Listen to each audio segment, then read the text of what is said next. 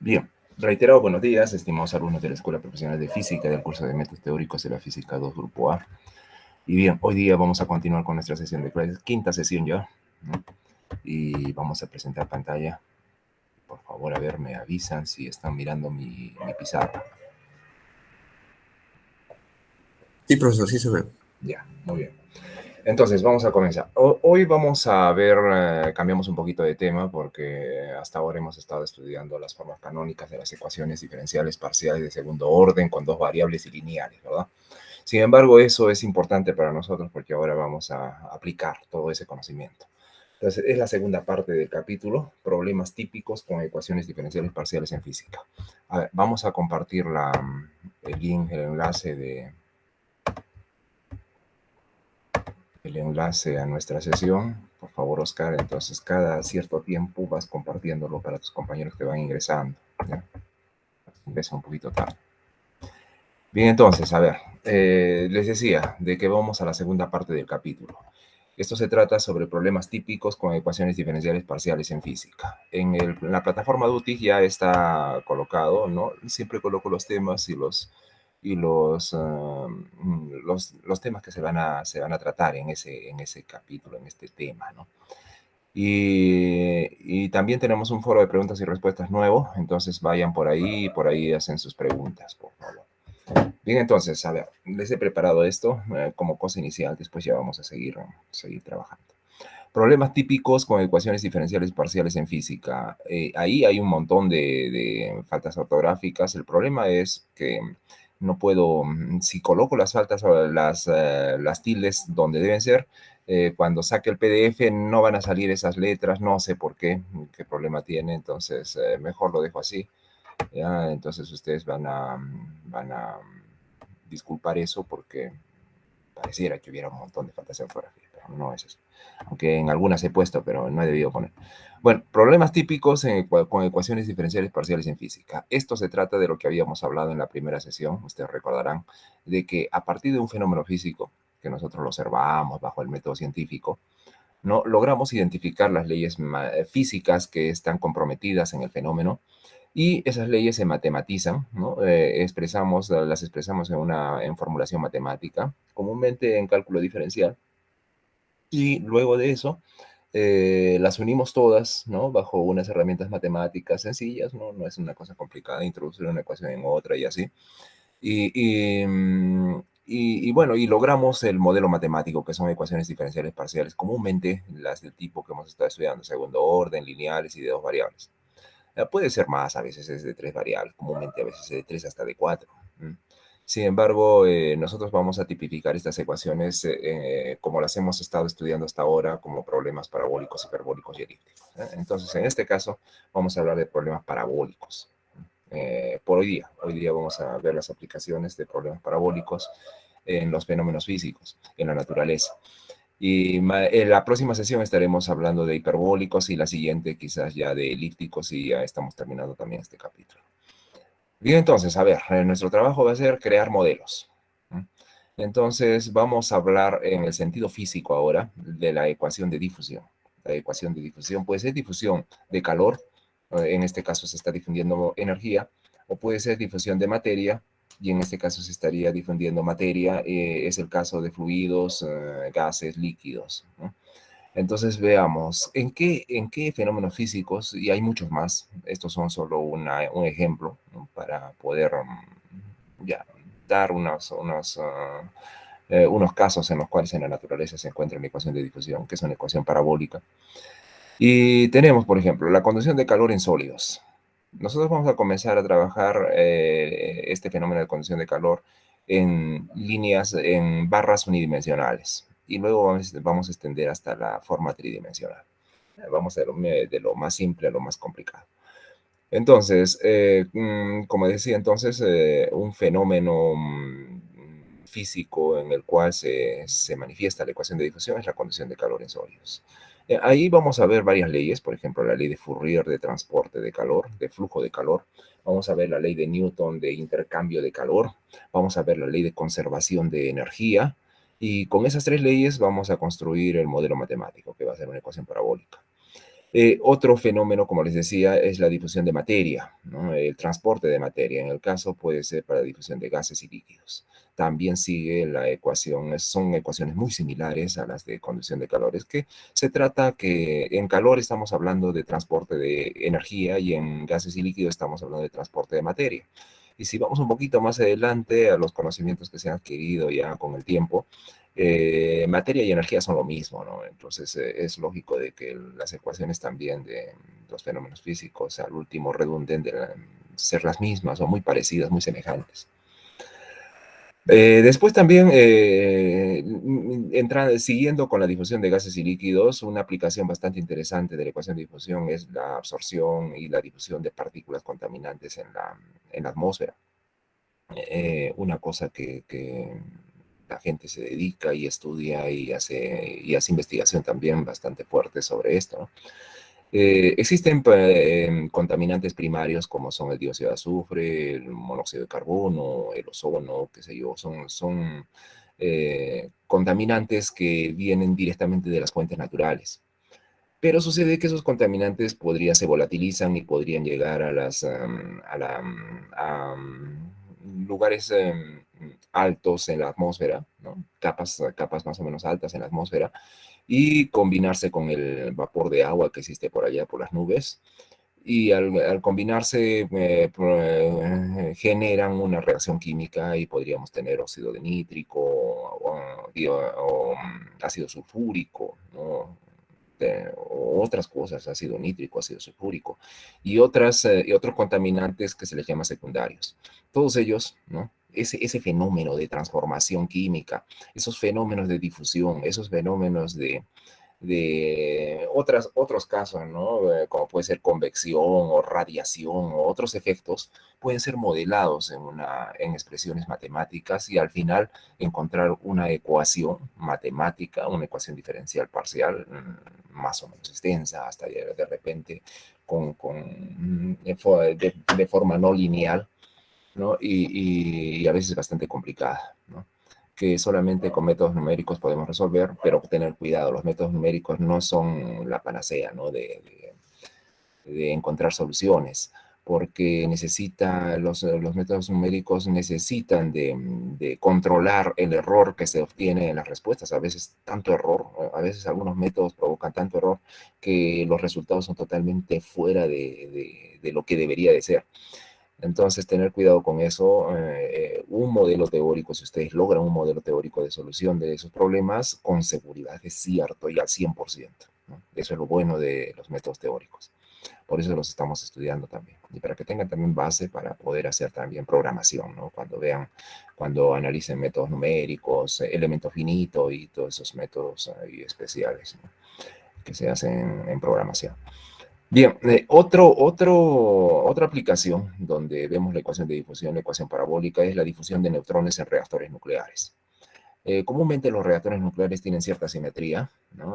Comúnmente son de tipo cilíndrico, por lo tanto las ecuaciones diferenciales de difusión de neutrones en el interior de estos receptáculos debe ser en coordenadas cilíndricas. Entonces ahí, de hecho, el problema también es un problema parabólico, pero trabajado en coordenadas, en simetrías diferentes a la cartesiana.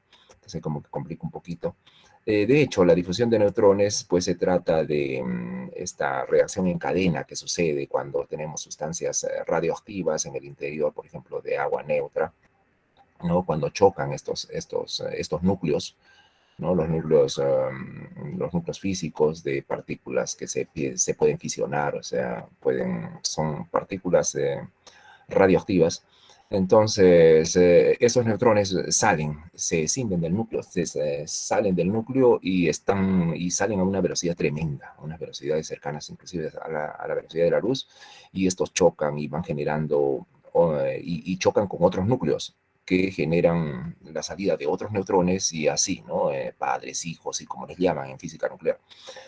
Y bien, ese modelo de difusión que se genera ahí también, en última instancia, provoca modelos matemáticos de ecuaciones diferenciales parabólicas.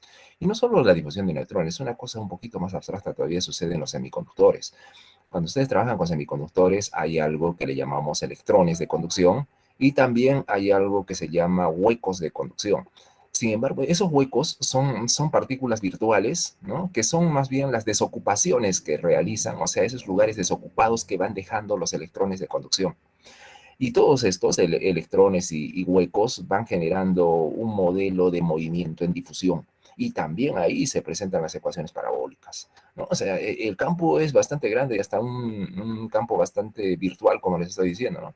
La propagación de ondas electromagnéticas, a pesar de ser ondas, y que la idea de pensar en una onda siempre se asocia a una ecuación hiperbólica y no parabólica. Sin embargo, para ondas electromagnéticas de longitud de onda larga y en medios altamente conductores, también los fenómenos no de difusión, el fenómeno no es de difusión, pero sí se logra ecuaciones de propagación de ondas, o sea, ecuaciones de movimiento de tipo parabólico. Un poco medio extraño, pero así se comporta la naturaleza, ¿no? Otro ejemplo en el cual podemos ver la ecuación parabólica es en el movimiento de un fluido viscoso, donde se produce pues vorticidades, ¿no? Rotaciones en el fluido. Comúnmente antes de la rotación, en un fluido continuo, cuando entre dos capas hay cierta fricción, como por ejemplo el aceite, ¿no? Se manifiestan estos fluidos viscosos. En ese fenómeno de viscosidad, nosotros podemos encontrar también la ecuación parabólica. Y hasta en fenómenos mucho más abstractos, como por ejemplo les diré la distribución de probabilidad en mecánica cuántica.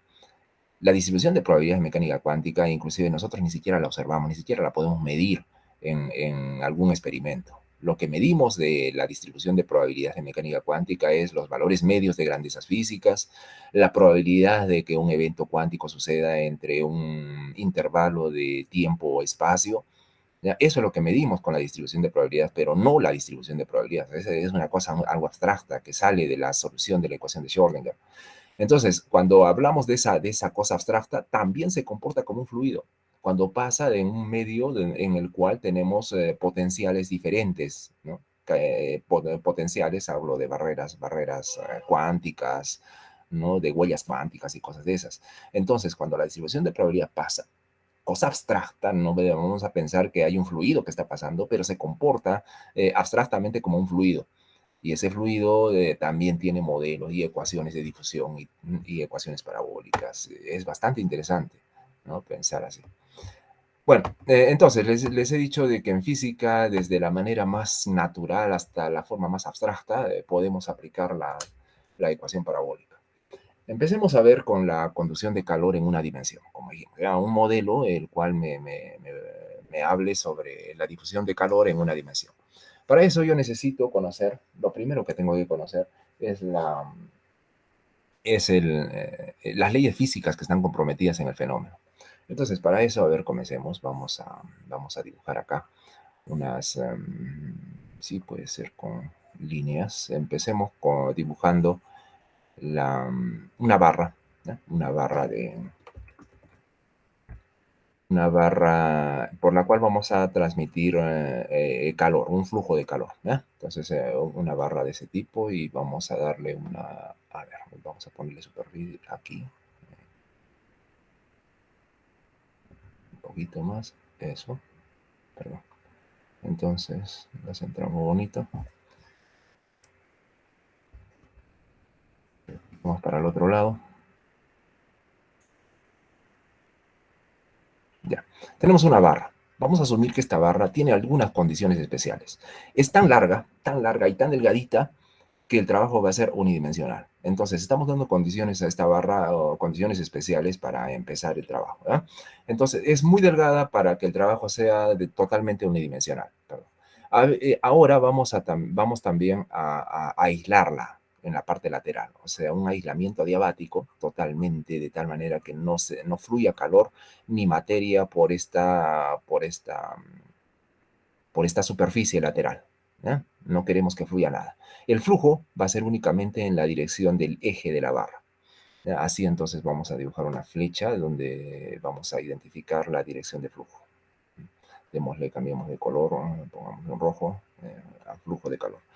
Entonces, esa va a ser nuestra dirección de flujo. Entonces vamos a colocar acá, vamos a escribir dirección de flujo. Esta es la dirección de flujo. Dirección de flujo.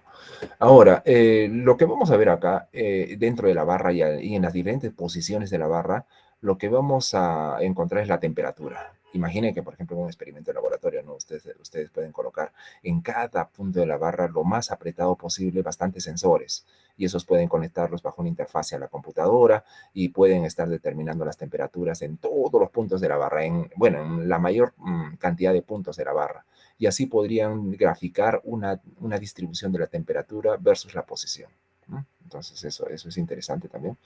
Y esto coloquémoslo siempre en un sistema de coordenadas, puede ser un eje aquí, un eje X, podría poner la flecha, pero no importa, vamos a colocarle la flecha manualmente, ¿no? Entonces, eso, ¿no? Tomemos eso como eje X. Muy bien, entonces, la temperatura, como les decía, se distribuye a lo largo de toda la barra, ¿no? Bajo una distribución matemática, y esa temperatura vamos a llamarle U, que depende de la posición y también depende del tiempo. O sea, es una función de dos variables, ¿eh? Nuestro propósito es encontrar un modelo matemático para la distribución de temperatura en toda la barra, para este fenómeno unidimensional, el cual está totalmente aislado adiabáticamente del medio externo, ¿no? Ese es nuestro trabajo. Muy bien, entonces, vamos a ver qué leyes vamos a comprometer acá para poder generar nuestro modelo. Primero vamos a hablar de la ley de Fourier, que ya la conocemos también nosotros. En Métodos 1, en los primeros capítulos hablamos de la ley de Fourier. Dice que el flujo de calor que va en la dirección de la flecha roja en la figura, el flujo de calor es proporcional al gradiente de temperatura. Si es proporcional al gradiente, ustedes saben que el gradiente de una magnitud escalar, porque la temperatura es una magnitud escalar, es un vector. De hecho, el flujo es un vector y va en la dirección de la flecha que estamos mirando ahí, ¿no? Por eso dije dirección de flujo. Q es un vector realmente, pero vamos a trabajar unidimensionalmente. No hay ningún problema con confundir, no vamos a confundir las cosas, por lo tanto no necesito colocar el vectorcito ahí. Simplemente yo les digo de palabra que eso es un vector. Entonces, la ley de Fourier dice que ese flujo de calor, que comúnmente lo medimos en watt por metro cuadrado, ya, watt por metro cuadrado es lo mismo que decir joule por metro cuadrado por segundo, ¿verdad? Porque joule por segundo es watt. Entonces, en esas unidades vamos a aceptar el flujo de calor, tanto como se mide también la radiancia. Por ejemplo, cuando ustedes miden la radiación solar, no en un solarímetro acá en la superficie de la Tierra, lo miden en estas unidades en watts por metro cuadrado, también llamada irradiancia, ¿no? Es un flujo, en verdad, un flujo de calor, lo que están midiendo. Entonces, bueno, no nos perdamos de vista. Acá estamos con el problema unidimensional en el cual la ley de Fourier dice que el flujo de calor expresado en watts por metro cuadrado es proporcional. Vamos a poner una constante de proporcionalidad. En física esa constante le llaman la conductividad térmica. Conductividad térmica. Es proporcional al gradiente de temperaturas. Como vamos a trabajar en una dimensión, el gradiente simplemente es la derivada de U con respecto de X, ¿no? Si hubiera más dimensiones, tendríamos que poner el operador nabla U, ¿no? Y estamos tratando con una magnitud vectorial. Otra cosa importante, esta ley tiene un comportamiento, acá tiene un signo menos. Y nosotros explicamos un poquito cuando hicimos métodos 1 por qué ese menos. Es que lo que pasa es que la física y principalmente la segunda ley de la termodinámica me dice que todos los fenómenos siempre suceden de un foco caliente hacia un foco frío, nunca en el sentido contrario, ¿no? O sea, la difusión de calor, la dirección de flujo, siempre se da de un foco caliente hacia un foco frío. O sea, vamos ahorita a hacer una gráfica donde vamos a ver esa tendencia de ida de un foco caliente a un foco frío y vamos a ver cómo la pendiente de resultado de esa gráfica va a ser negativa y ahí es el sustento de por qué el signo negativo acá, ¿eh? Entonces, bueno, a ver, digamos, acá hay cosas que tenemos que hablar claro. Q es el flujo de calor, como hemos dicho, ¿no? Flujo de calor. Así lo vamos a llamar nosotros y lo medimos en watts por metro cuadrado, insisto en esa unidad, ¿ya? Lambda, ¿qué cosa es? Lambda es, como dijimos, la conductividad térmica. Conductividad térmica. Ustedes pueden encontrar las dimensiones, ahí tienen la ecuación, ¿no? A ver, Ux, ¿qué cosa es el gradiente de temperatura? Si es gradiente de temperatura, esto se debe medir en grados centígrado por metro, ¿no? Grado centígrado por metro. Ahora, Q, ¿qué cosa es? Flujo de calor. Se mide en watts por metro cuadrado. Fácilmente ustedes pueden, y yo voy a dejar eso, ustedes pueden hacerlo, encontrar las unidades de lambda. Pueden encontrar fácilmente las unidades de lambda. Realmente las unidades son watt por metro cuadrado, perdón, watt por metro por grado centígrado. Esas son las unidades de lambda. Ustedes pueden fácilmente, como les digo, hacer un análisis dimensional y encontrar esas unidades. Bueno, y Ux, que viene a ser la derivada de U con respecto de X, que viene a ser el gradiente de temperatura, ¿no? Gradiente de temperatura, ¿ya? De temperatura. Eso, como ven, se mide en grados centígrados por metro. Y bien, eso es. Entonces, eso es lo que... vamos a empezar con esta primera ley, ¿ya? La ley de Fourier. Ahora, vamos a una... nos estamos acumulando de leyes para luego crear el modelo. Entonces, la primera ley, la ley de Fourier, que ya la conocemos, la hemos visto en métodos 1 y ahora la estamos volviendo a encontrar, ¿no?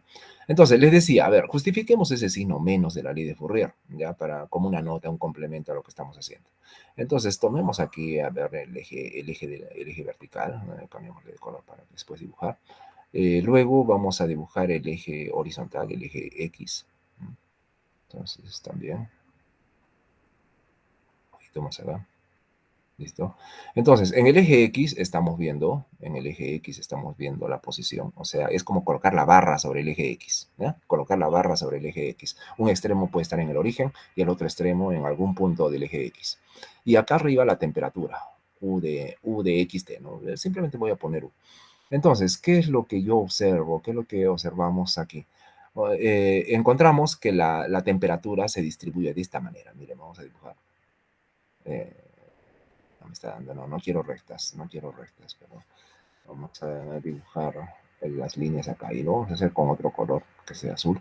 Entonces, lo que vamos a ver es una tendencia a ir de foco caliente a foco frío, como están viendo ahí, miren, de temperatura mayor, aquí yo veo una temperatura mayor, ¿no? Para acá abajo una temperatura alta y por aquí vemos una temperatura más baja, ¿no? Una temperatura más baja a medida que avanzamos en la barra. Entonces, ese es el comportamiento. Entonces, acá yo diré, entonces, la dirección de flujo es esta acá. Si yo miro acá si yo trato de dibujar una dirección de flujo, es esa. Es esa. O sea, esa es la dirección de Q. Es la dirección de Q. Siempre de foco caliente hacia foco frío, de temperaturas altas a temperaturas bajas. Y como ven, miren cómo se ve la distribución de temperatura en función de X. Y yo ahora quiero saber qué valores toma UX, ¿no? ¿Qué valores toma UX? ¿Positivos o negativos? O sea, la derivada de U con respecto de X. Y en la gráfica, derivada de U con respecto de X representa la pendiente de la curva. Y como ven ahí, esta es una pendiente decreciente, ¿no?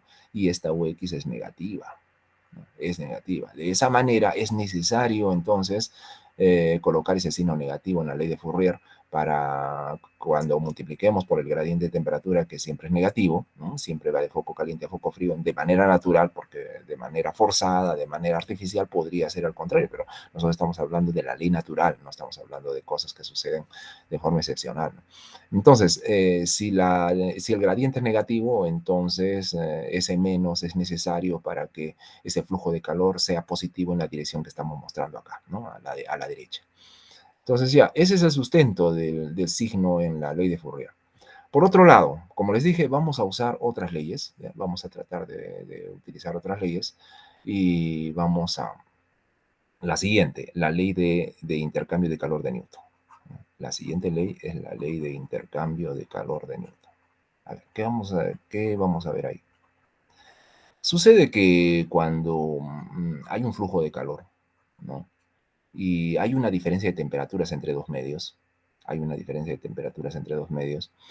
el flujo va a ir en la dirección, como dijimos, de más caliente a más frío, ¿no? Entonces, imaginen, por ejemplo, que tenemos una barra y que esta barra no está aislada y que la superficie externa, el medio externo, o sea, la atmósfera, ¿no? Donde está colocada la barra, tenga una temperatura, perdón, U0 menor que la temperatura dentro de la barra, en el interior de la barra, en la dirección de flujo. Entonces, ¿qué va a pasar? Ustedes saben que siempre vamos de temperatura mayor a menor y el calor se difunde en esa dirección. Eso quiere decir entonces que desde la barra va a estar saliendo, ¿no? el flujo de calor hacia la parte externa, hacia la atmósfera, ¿no? Si es que la barra no está aislada, pero en nuestro caso está aislada. Pero bueno, si no estuviera, sucede eso. Y ese fenómeno se le denomina convección natural, convección natural. ¿Ya? Porque se da el fenómeno de convección ahí, o sea, varias capas van cambiando de temperatura, desde la más caliente y las más frías se van calentando, y estas calientes bajan su densidad, caen hacia abajo, y las de, las de menor densidad van subiendo hacia arriba, y así se va transmitiendo el calor, ¿no? Por un fenómeno de conducción. Un fenómeno de conducción. Pero el fenómeno en sí se llama convección. Ahora, esta ley de intercambio de calor dice lo siguiente. Entonces, en ese sentido, cuando vamos de un foco frío a un foco caliente, dice que el flujo de calor es proporcional, y vamos a poner una constante proporcional acá, como por ejemplo sigma o H, vamos a usar bastante H, entonces lo vamos a colocar acá. Es proporcional, dice, a la diferencia de temperaturas entre esos dos medios en los cuales está haciendo la difusión. Ya, si U fuera la temperatura de la barra, muy bien, y U0 fuera la temperatura del medio externo, entonces el flujo de calor sería proporcional a la diferencia de esas dos temperaturas. La convección natural no solo sucede entre el medio sistema, o sea, la barra, y su medio circundante, que sería la atmósfera. No, no solamente entre eso, sino dentro de la misma barra también puede suceder. Imagine que en una posición de la barra, dentro de la barra tiene una temperatura mayor, y a medida que avanza en la barra hacia la derecha, otro punto de la barra en la misma altura, a la misma altura, tiene otra temperatura, ¿ya? Menor. Entonces ahí va a haber también un intercambio de calor entre capas dentro del fluido, digámosle, o dentro de la materia que tenga esta barra, ¿no? Entonces también dentro podemos observar este tipo de transporte, ¿no? Este intercambio de calor. Entonces, a eso se le llama la ley de intercambio de Newton. Puede ser de enfriamiento, puede ser de calentamiento. El caso de calentamiento, bueno, sería cuando U sea mayor que U sub cero. Y el caso de enfriamiento, cuando U sea menor que U sub cero. O sea, se pierde energía, y por lo tanto ese flujo de calor sería negativo, ¿no? Bien, entonces es eso. Esto se asemeja mucho a algo que ustedes conocen cuando ustedes estudiaron su curso de Física 2. En Física 2 ustedes encontraron una ecuación de este tipo: cantidad de calor en un cuerpo, ¿no? Cuando cambia de temperatura, de una temperatura T a una temperatura T sub cero, era masa por calor específico por la diferencia de temperaturas. Ahora sí deben recordarla bien. Y es lo mismo. En realidad, cuando ustedes estudiaban esta fórmula, esta ley, era la ley de intercambio de Newton. Era eso. Entonces, es muy semejante. Como ven, H estaría haciendo el juego de masa por calor específico de la sustancia. Y U está haciendo el juego de T, ¿no? De la temperatura. Y T sub cero, y bueno. Entonces, es lo mismo, realmente es lo mismo. Entonces, vamos a usar y otra cosa, esta cantidad de calor comúnmente en la ecuación que ustedes estudiaron en su física 2 se medía en Joule, ¿no? Sin embargo, esta Q, no, esta Q es el flujo, en Joule por metro cuadrado por segundo. No hay ningún problema, lo único que estoy acá escribiendo es una variación en el tiempo de la cantidad de calor, y por unidad de área de sección transversal que va pasando, ¿no? A través, en forma perpendicular al flujo de calor. Entonces, pero es proporcional, Q es proporcional a Q, ¿no? Q mayúscula es proporcional a Q minúscula. O sea, en verdad tenemos la misma ley, expresada de alguna otra manera, pero es la misma ley. Bien, entonces, esas dos leyes, ¿no? Esas dos leyes, esta y la primera, la que hemos dado aquí, ¿no? Esta otra, la ley de Fourier, las dos nos van a servir ahora para engendrar el modelo matemático que vamos a estudiar, ¿no? Entonces son las dos leyes que vamos a utilizar. Ahora vamos a calcular independientemente por la ley de Fourier y la ley de Newton esa cantidad de calor que va entrando en la barra, pero en un elemento de barra. O sea, no voy a ir a toda la barra, solo un elemento de barra. Vamos a hacer un análisis en un elemento de barra, y, y para que las cosas se trabajen de manera bastante puntualizada. Y vamos a ver. A ver, vayan entrando si desean a la pizarra. Si no, bueno, también no hay problema. Desde ahí también me pueden hacer las preguntas, ¿ya? Ustedes tienen la dirección ahí en el chat. Eh, sí, Oscar está compartiendo, no hay problema. Y entonces, a ver, vamos entonces a usar estas dos. Vamos a calcular la energía que se va depositando en el interior de la barra bajo estas dos modalidades con la ley de intercambio de calor de Newton. y la ley de Fourier, ¿no? Entonces, para eso vamos a hacer un gráfico. A ver, nos vamos a ayudar con un gráfico para entender mejor la situación. Coloquemos la barra. A ver, vamos a dibujar la barra, ¿no? Un poquito más acá abajo, para que nos dé espacio. Y ahí. Hacemos una copia de esta. Y una barra delgada, ¿no? Como hemos dicho, me da para... Ya está. Acá abajo. Entonces, pongámosle tapitas.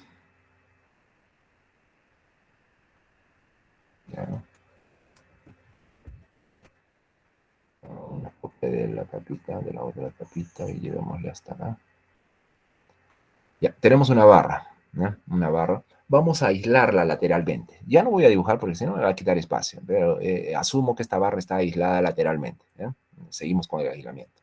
Ahora dibujemos ejes. Vamos a dibujar flechas para los ejes, para un sistema de referencia. Acá coloquemos el eje X, cambiémosle de color, un rojito. Y ahí vamos a colocar otra flecha para el eje vertical, que es el eje de la temperatura. Entonces ahí. Y entonces acá tenemos el eje X y acá tenemos la temperatura que depende de X y de T. Vamos a definir el flujo de calor en esta dirección. Vamos a poner una flecha entonces y dirijamos en esta dirección el flujo de calor. Rojo también. Y entonces escribamos la notación para él, es Q, ¿no? Q está viajando, está trasladándose hacia la derecha, ¿eh? El flujo de calor, el vector está en la dirección de la derecha. Además, acá vamos a dibujar la dirección, el comportamiento de la distribución de temperatura. Sabemos que esto, si el flujo de calor va para la derecha, entonces siempre avanza de foco caliente hacia foco frío. O sea, el perfil de temperatura será algo parecido como esto. O sea, vamos a ir siempre de temperatura mayor a temperatura menor. Ahí estoy dibujando la distribución de temperatura a lo largo de la barra. ¿Qué más? Ahora vamos a tomar un elemento de barra. Voy a volver a dibujar acá ya con rojo está bonito. Un elemento de barra. Lo vamos a trabajar solamente sobre él, ¿ya? Sobre este elemento de barra. Y coloquemos ahí en las posiciones entre X y X más delta X. Aquí estamos en posición X y aquí en posición X más delta X. Para futuro, hacer que delta X tienda a 0 y entonces hacer un cálculo más fino de la distribución de temperatura, casi puntual. Otra cosa que quiero dibujar acá es los vectores normales para tener entendimiento, para tener claridad de cómo se comporta el flujo. Fíjense, si yo considero este elemento de barra, ¿no? Ese elemento de barra, ¿cómo van a ser los vectores normales en las superficies, en las tapas? Ustedes saben que los vectores normales siempre son saliendo de la superficie. Entonces acá yo voy a dibujar, ahí tienen un vector saliendo de la superficie y voy a dibujar en la otra superficie también el vector saliendo de la superficie. Entonces ahí tenemos los dos vectores normales en la dirección del eje, ¿no? Pero uno en un sentido y el otro en otro sentido. Entonces, esos son nuestros vectorcitos normales de superficie, los voy a llamar como ustedes conocían, recuerdan, N1, llamémosle a este N1, ¿qué pasa acá? N1, y por aquí el vector N2. N2. Muy bien. Entonces, ahí tenemos un gráfico, ¿ya? Y bueno, esta barra puede ser lo más grande que se quiera, puede extenderse hacia la derecha y hacia la izquierda, tanto como quieran, pero nosotros estamos interesados solamente en este elemento de barra, entre X y X más delta X. ¿Ya? Y entonces vamos a hacer nuestros análisis según la ley de transporte de calor de Newton y la ley de Fourier. Vamos con la ley de transporte de Newton. Por Newton, entonces diré. Por Newton, las cosas van a ser así. La cantidad de calor, dijimos, es proporcional a la diferencia de temperaturas. Yo voy a escribir de esta manera, de una manera bastante especial. Q por sigma, miren, voy a multiplicar sigma, le voy a llamar antes de que me olvide, sigma es esta sección transversal. ¿Ya? Entonces, ¿qué es lo que voy a hacer? Voy a multiplicar el flujo de calor que se mide en watts por metro cuadrado por la sección transversal, que vamos a asumir que es una sección transversal totalmente continua, la misma a lo largo de toda la barra. Entonces, Q por sigma, cuando multipliquemos, ya va a desaparecer el metro cuadrado de la sección transversal del flujo y nos va a quedar simplemente watt, nada más, porque antes era watt por metro cuadrado, ahora solamente queda watt, o sea, la cantidad de calor por unidad de tiempo que está circulando. Y esa cantidad de calor por unidad de tiempo la podemos escribir así, derivada de Q con respecto de T. ¿Ya? Y recordando su fórmula, como les dije, de su curso de física 2, la cantidad de calor, ustedes recordarán, era masa por calor específico por diferencia de temperatura, ¿no? Entonces escribamos eso acá. Masa, pero yo voy a poner la cantidad de masa del elemento de barra, le vamos a llamar delta M, ¿ya? Por calor específico, colocamos acá entre paréntesis, por calor específico, por la diferencia de temperatura. Pero si se fijan, estoy hallando la derivada con respecto al tiempo. Entonces, en realidad, yo acá tendría que colocar derivada de U con respecto a T. O sea, el incremento de U, la diferencia de temperatura entre la diferencia de tiempo, que se manifiesta ahora en límite infinitesimal en el tiempo, como la derivada de U con respecto de T.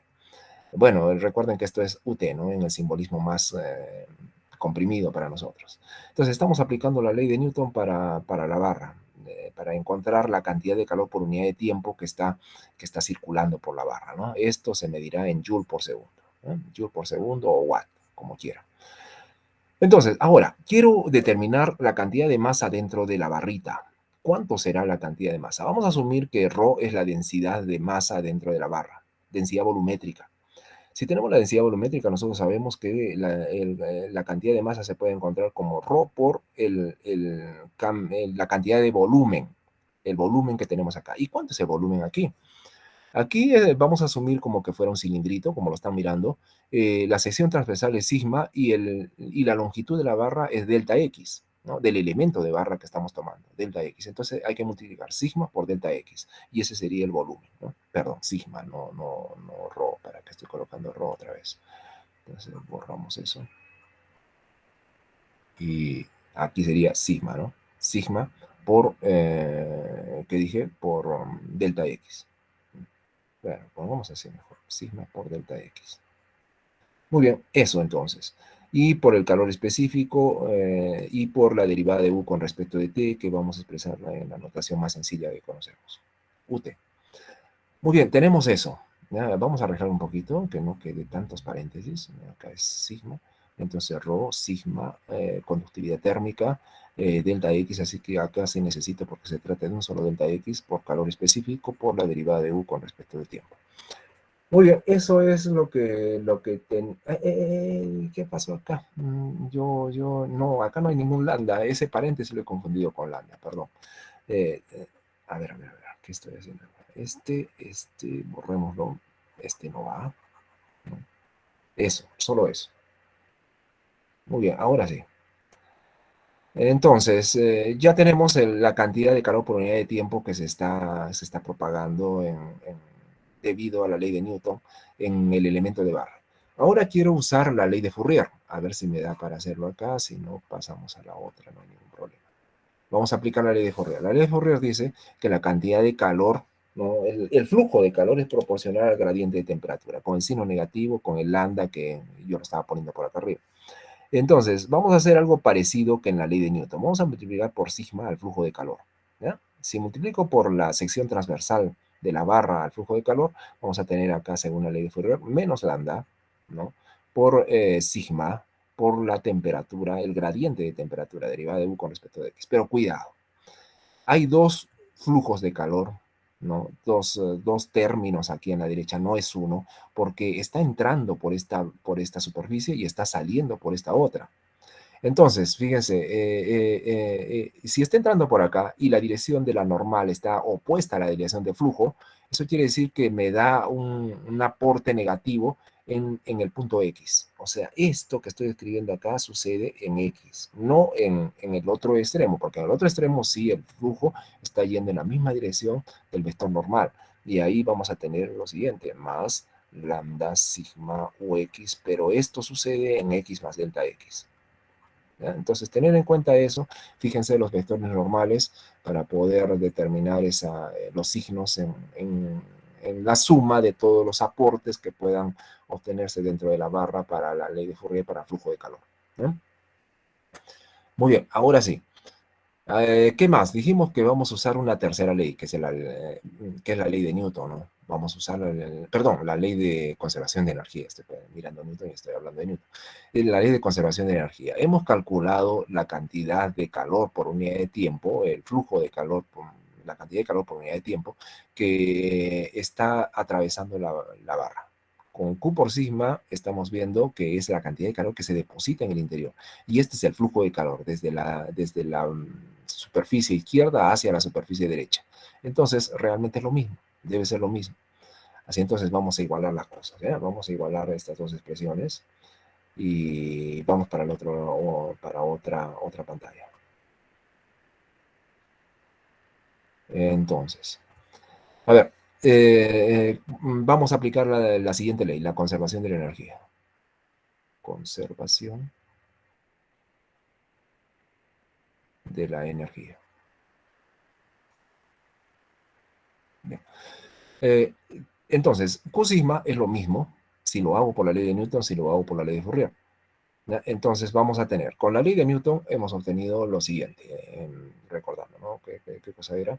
Era Q por sigma, que es igual la cantidad de calor derivada de Q con respecto al tiempo, que tendríamos la masa, que sería densidad, ¿no? Por sección transversal, por delta X, ¿qué más había?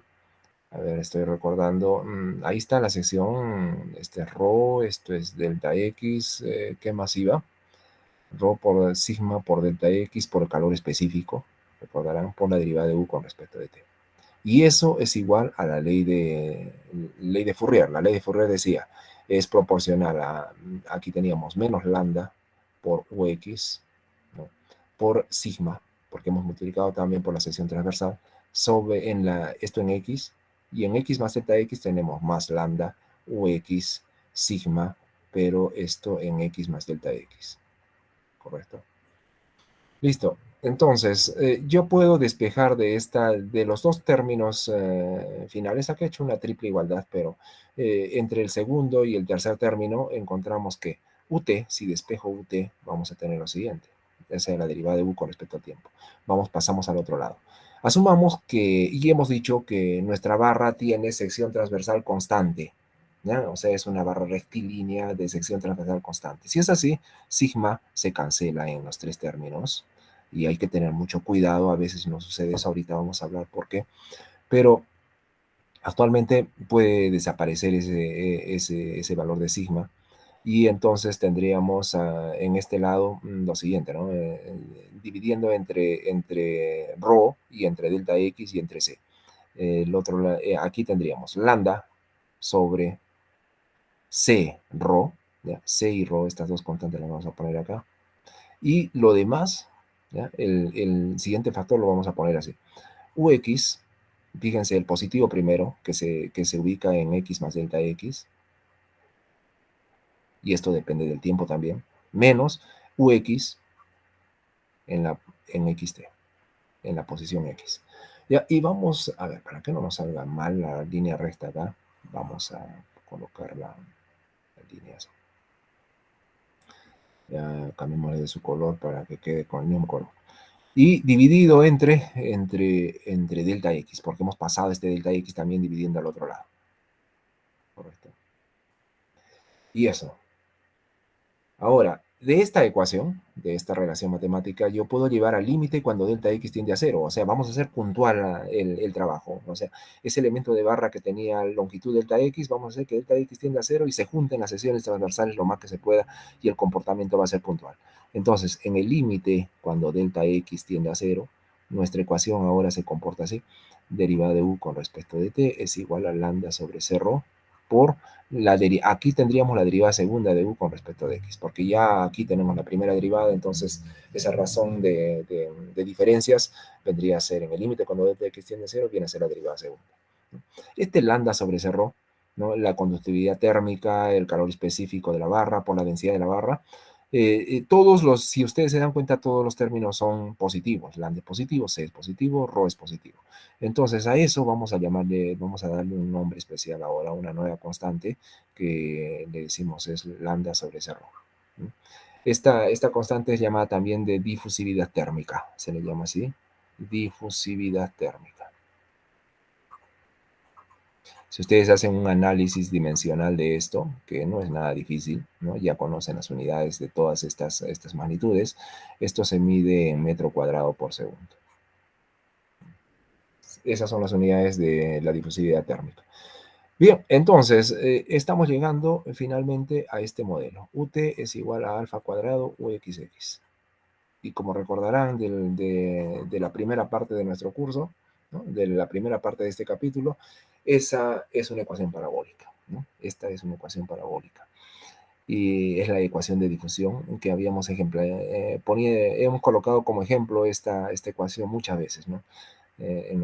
Al principio, cuando hemos estado comenzando nuestro estudio. Fíjense que si ustedes, a ver, la escriben de manera convencional, lo normal, lo que siempre hacemos, aquí ustedes pueden detectar los coeficientes. ¿Quiénes son? A vale alfa cuadrado en la ecuación de segundo orden, ¿no? B vale 0 y C sería 0 también. Así entonces, si hallan el discriminante de esto, sería b cuadrado menos 4ac, como ustedes recuerdan. Esto sería igual a 0 cuadrado menos 4 por alfa cuadrado por 0, ¿no? Y eso es 0. O sea, realmente se trata de una ecuación parabólica. Es una ecuación parabólica. Y correcto, entonces ya tenemos un modelo bastante sencillo, ¿no? Bastante sencillo de estudiar. De difusión, de modelo de difusión, nos entrega una ecuación parabólica, pero sucede que a veces el fenómeno puede complicarse más. Y entonces esta ecuación, que yo la voy a tratar de jalar para otro lado, esta ecuación no resulta tal como la veo, ¿no? Entonces, fíjense, vamos a otra pantalla. Vamos a volver a escribir esa ecuación acá y vamos a analizar un poquito más. Podemos asumir dos cosas. Esto lo voy a hacer como una nota, ¿eh? Vamos a escribir acá una nota especial de generalidad de la ecuación. ¿Qué pasa cuando la sección transversal no es constante y tienen una barra que posiblemente tenga esta forma? Fíjense, por ejemplo, parece una figura como esta. Entonces, ya estoy dibujando como sea rápido. Ya. Y fíjense que la sección transversal, cuando ustedes miran acá la sección transversal y por acá la sección transversal y por aquí la sección transversal, son diferentes, ¿no? Tienen valores, tienen áreas diferentes. Entonces el área puede cambiar. Otra cosa, que lambda, por acá de repente, por ejemplo, en este primer tramo, lambda podría ser, qué sé yo, podría ser cobre. En el siguiente tramo podría ser aluminio. El siguiente tramo podría ser oro. Podría haber plata, qué sé yo, ¿no? O sea, diferentes sustancias que hacen que lambda cambie también en la posición. O sea, podríamos pensar que sigma puede ser una función de X, ¿ya? Y que también lambda, o sea, la conductividad térmica también cambie, porque puede ser que el material sea no homogéneo, como estoy mirando acá. Entonces, ¿qué pasa ahí? Ahí ya hay que tener mucho cuidado. No podemos votar sigma, ¿ya? No podemos votar fácilmente sigma. Y lo que tendríamos que hacer, porque fíjense, sigma en X es una cosa y sigma en X más delta X es otra cosa. Este sigma acá va a ser un sigma promedio en toda la barra.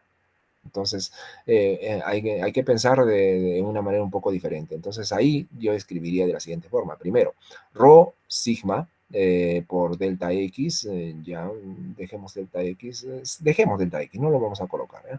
C por UT. Y vamos a ir al otro lado y hacemos lo siguiente. Lambda, que depende de X, sigma, que depende de X, y UX, que depende también de X, y T, esto va a ir con menos. Y el otro va a ser con más, lambda en X más delta X, sigma en X más delta X, y no me va a alcanzar U, pero U también, UX, perdón, en X más delta X, ¿eh? Y bueno, todo esto va a ir dividido entre delta X, ¿no? Todo esto va a tener que ir dividido entre delta X. Ya. Así vamos a tener entonces la siguiente expresión. Rho, sigma en promedio, para toda el promedio puede ser un promedio integral, ¿ah? bajo la forma de la estructura de la sección lateral. Por UT es igual a... Aquí tendríamos una derivada cuando lleguemos al límite, cuando delta x tiende a 0, en el límite, ¿no? Cuando delta x tiende a 0. Aquí vamos a tener una derivada de este tipo, derivada con respecto de x, de lambda, que depende de x, tiene que quedar dentro, sigma, que depende de x, que tiene que quedar dentro, y ux. O sea, ya no podrían salir con facilidad lambda y sigma. Ahora, si la barra es totalmente uniforme en su sección transversal, entonces sigma podría salir, pero lambda todavía va quedando si es que la barra no es homogénea, y entonces sigma y sigma podrían cancelarse y todavía quedaría lambda dentro, ¿no? Entonces, el modelo va a quedar así, ¿no? Y hagamos ese caso, ¿no? En que sigma sea constante. Si sigma fuera constante, o sea, la sección transversal fuera constante, entonces nuestra ecuación quedaría de la siguiente forma. UT igual a sigma ya se desaparecería, ¿no? Y tendríamos 1 sobre ρ por C, densidad volumétrica por calor específico, por la derivada con respecto de x de lambda por ux. Y ese sería nuestro modelo. ¿Sí? Ese sería nuestro modelo si es que la conductividad térmica es variable a lo largo de la barra, pero con sección transversal constante. Si la sección transversal no es constante, pues tiene que quedar todavía ahí adentro, y el modelo sería el de arriba, ¿no? La ecuación de arriba. Bien, esa es una salvedad, ¿no? Cosa que sucede cuando tenemos anomalías en la sección transversal, cuando tenemos anomalías en las características de la materiales de la barra, ¿no? O sea, en la conductividad térmica. Pero las cosas todavía pueden hacerse más complicadas, no solamente por las características de la barra, sino también por los fenómenos que pueden estar sucediendo, adicionales a la difusión pura. Porque podríamos encontrar, por ejemplo, pérdidas convectivas de calor, ¿no? Si, por ejemplo, la barra no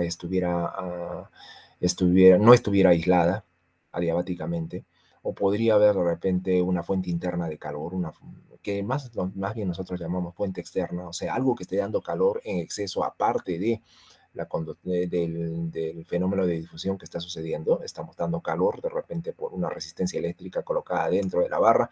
Entonces, todos esos casos, ¿no? También se modelan. Entonces, vamos a encontrar un modelo más general, ¿no? Vamos a cambiar para escribir un modelo más general. Y aquí decimos de calor, ecuación de calor con pérdidas convectivas de calor, por supuesto, convectivas, con pérdidas convectivas y una corriente eléctrica en el interior, y corriente eléctrica, o sea, fuente externa de calor. Por ahora yo voy a hablar de una corriente eléctrica, pero la verdad yo puedo poner fuentes de calor de todo tipo, no solamente una corriente eléctrica. Bueno, vamos entonces a hacer un gráfico para entendernos, ¿no? A ver, vamos a colocar una barra aquí, una barra, hagámoslo por acá para no perder tanto espacio. Un color, vamos a poner, está bien el negro, ¿no? Ya, y vamos acá abajo también. Aunque debía de ser una copia, pero ya. Y dentro coloquemos, a ver, vamos a colocar como les dije, una resistencia eléctrica. Coloquemos una resistencia eléctrica conectada a una fuente. ¿Ya? Vamos a conectar esto a una fuente. Yo voy a colocar así. Se supone que por acá conectamos a la fuente, por allá conectamos a la fuente, y acá debe haber una batería, algo así, ¿no? Puede ser de repente que nos esté dando eso una corriente alterna, por ejemplo, una corriente que dependa del tiempo, y entonces por acá está circulando una corriente IDT. Puede que la resistencia eléctrica, por ejemplo, de este conductor pueda estar variando con la posición, ¿no? Entonces, en diferentes posiciones de la barra, la resistencia puede estar cambiando. Y ya, tenemos eso, ¿no? Además, vamos a dibujar acá el flujo de calor, la dirección de flujo de calor. Cambiamos de color. La dirección de flujo de calor va a ser bajo una flecha, vamos, ¿no? Entonces, para que no quede todo en negro, ya, coloquemos eso. Entonces, esa es la dirección de flujo de calor. Y la temperatura, la distribución de temperaturas acá es U de xt. ¿Ya? Ahora, en esta ecuación, en este modelo, nosotros vamos a tratar de escribir la ecuación matemática que representa este, este fenómeno. ¿Ya? Además, otra cosa más, antes de que sigamos, voy a asumir que hay una temperatura externa aquí afuera, U sub cero, en la temperatura ambiente de la atmósfera, y que por dentro la temperatura es U, y por lo tanto va a haber un flujo de calor. Vamos a asumir que el flujo de calor sea hacia afuera, en este sentido. ¿Ya? Entonces hay un flujo de calor hacia afuera. Aquí más bien no hay aislamiento adiabático, aislamiento térmico, y estamos ya generando pérdidas de calor. Estas pérdidas son pérdidas convectivas, pérdidas por convección.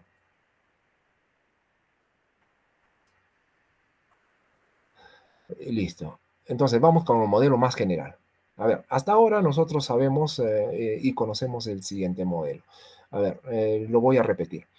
La ley de intercambio de calor o la ley de Newton decía que la cantidad de calor por unidad de tiempo, o sea, esta derivada de Q con respecto de T,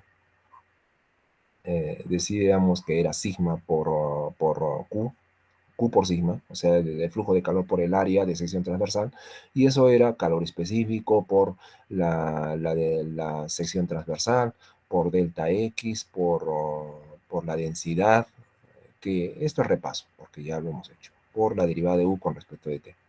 Y por otro lado, en la ley de Fourier encontramos lo siguiente: sigma por el coeficiente de conductividad térmica, y acá dentro teníamos la diferencia, ¿no?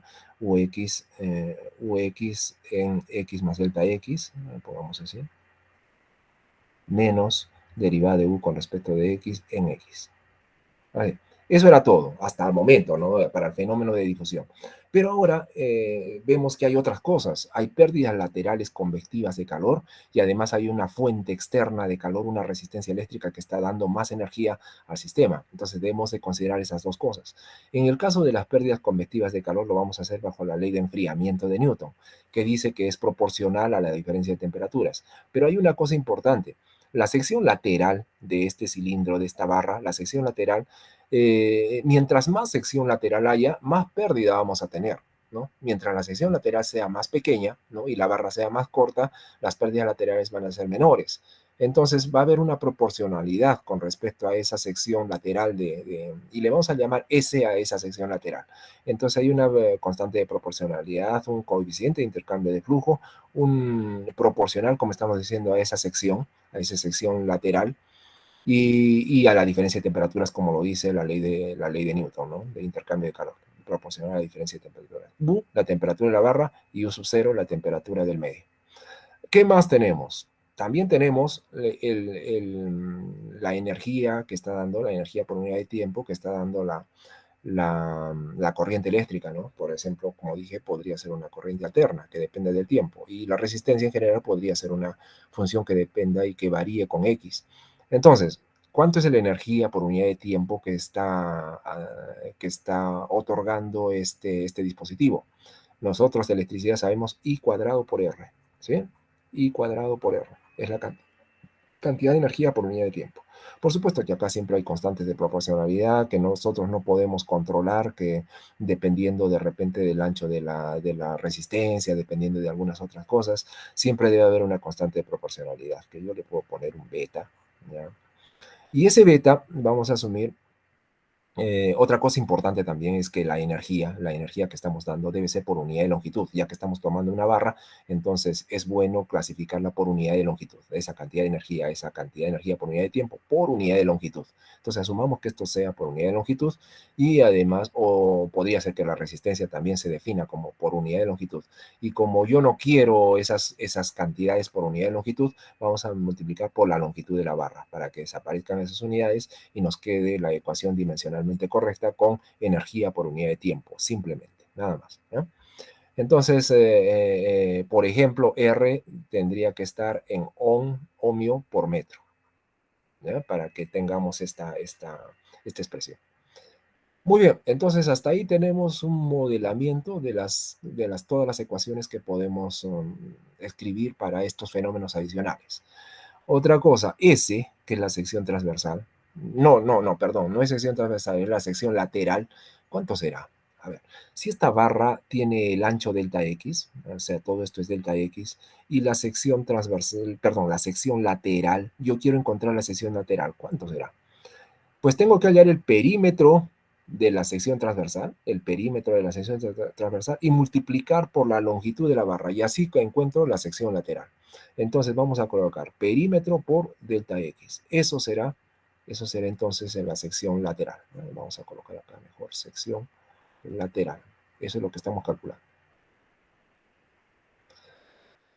Muy bien, ahora sí, ya casi estamos preparados para generar el modelo y vamos a despejar UT. Ya vamos para el otro lado, coloquemos acá UT y mandemos todo lo demás para allá y arreglemos todo lo posible que podamos. ¿Ya? Sigma, con este sigma se va a ir en el primer coeficiente y vamos a tener lambda sobre 0 para el primer coeficiente, ¿ya? Solamente para el primero. Y dentro tenemos UX en X más delta X, coma T, menos UX en X, T, todo entre delta X, ¿verdad?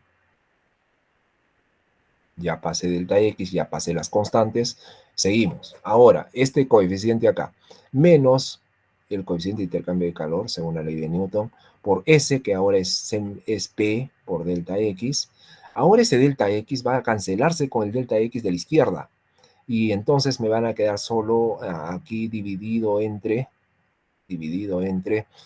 C, calor específico, sección transversal, densidad, perdón, densidad y nada más, ¿no? Nada más. Eso es lo único que nos queda en este término. Siguiente término, más. Aquí también tengo un delta X que se va a eliminar con este delta X de aquí de la izquierda. Y vamos a tener beta sobre, ¿qué constantes me quedan? C, sigma, rho, ¿no? Y aquí por I cuadrado R. Y fíjense que este I cuadrado R, este factor I cuadrado R es una función de posición y tiempo, de las dos cosas. Entonces, bien, sigamos. A ver, vamos a llevarnos esta última ecuación para el otro lado, para no estar volviendo a escribir. ¿Está bien?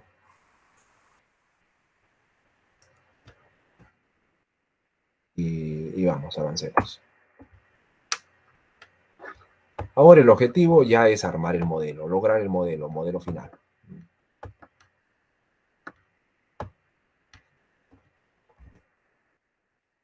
¿Dónde se quedó la ecuación? Se debe haber quedado acá abajo. ¿Qué he hecho? ¿Dónde estaba esa cosa? ¿Qué era esa cosa? Ah, ya, era esto. Ya, esto tenía que estar acá. Bueno, entonces todo esto, ¿no? Otra vez, lo vamos a llevar arriba, pero quiero juntarlo todo.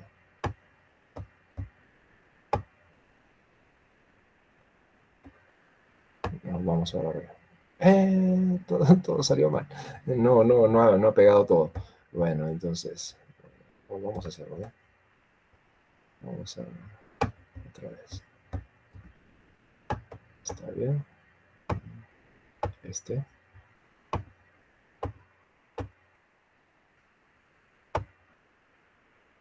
Está abajo. Ya. Y lo pegamos acá. Y nos lo llevamos para arriba. Ya está. Ahora sí.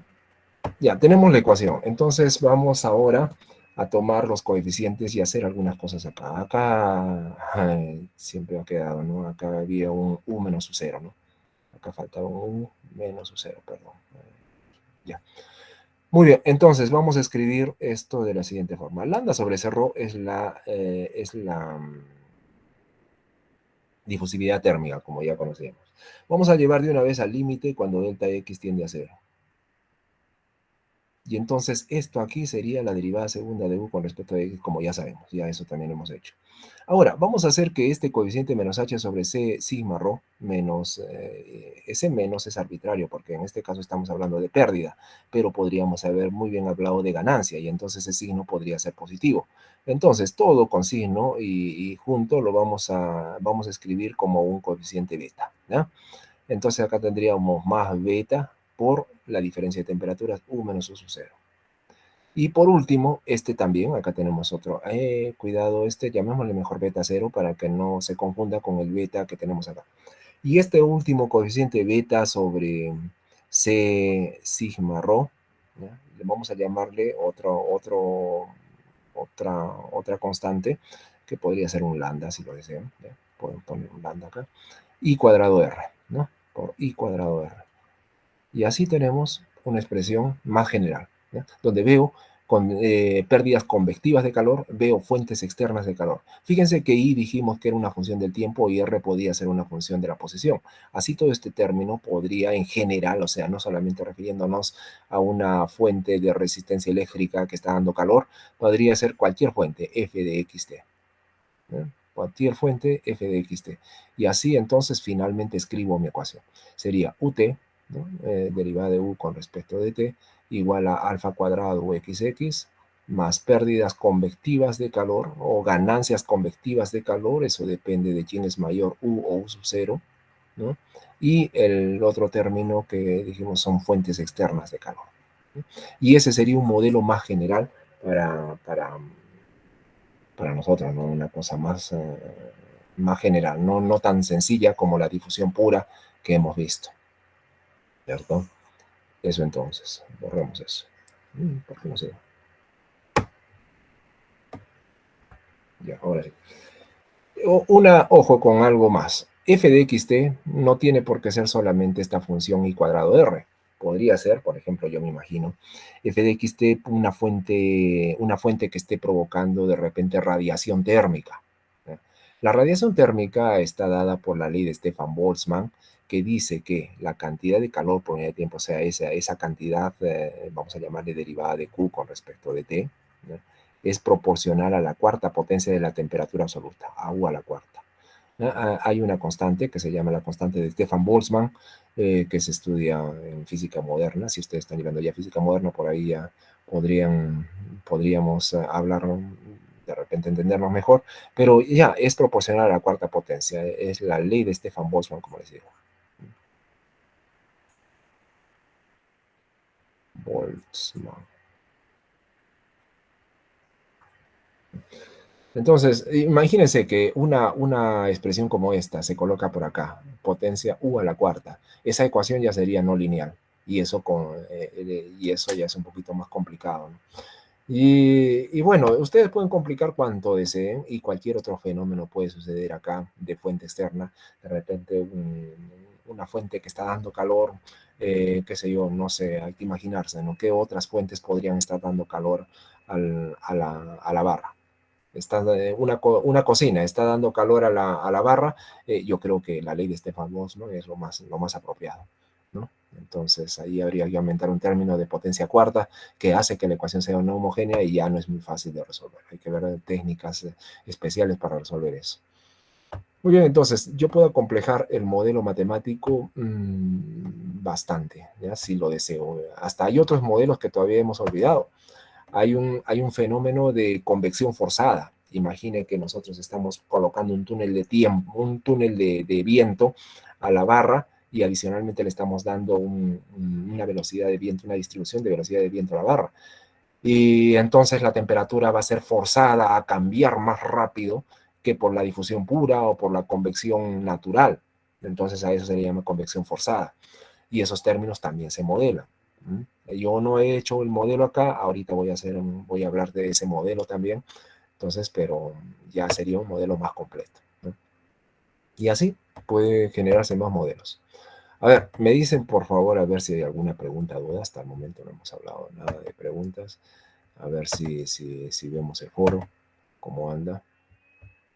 Y parece que sí tenemos pregunta. A ver, está Giovanni acá. Buenos días, Giovanni. Dice, estos casos son para figuras simétricas, pero ¿cómo sería para figuras asimétricas y no homogéneas? Ya también lo hemos dicho, ¿no? Si no fuera simétrica, ¿no? Si nuestra barra no fuera simétrica, a ver, ¿dónde está? ¿Dónde estaba la barra simétrica? Acá.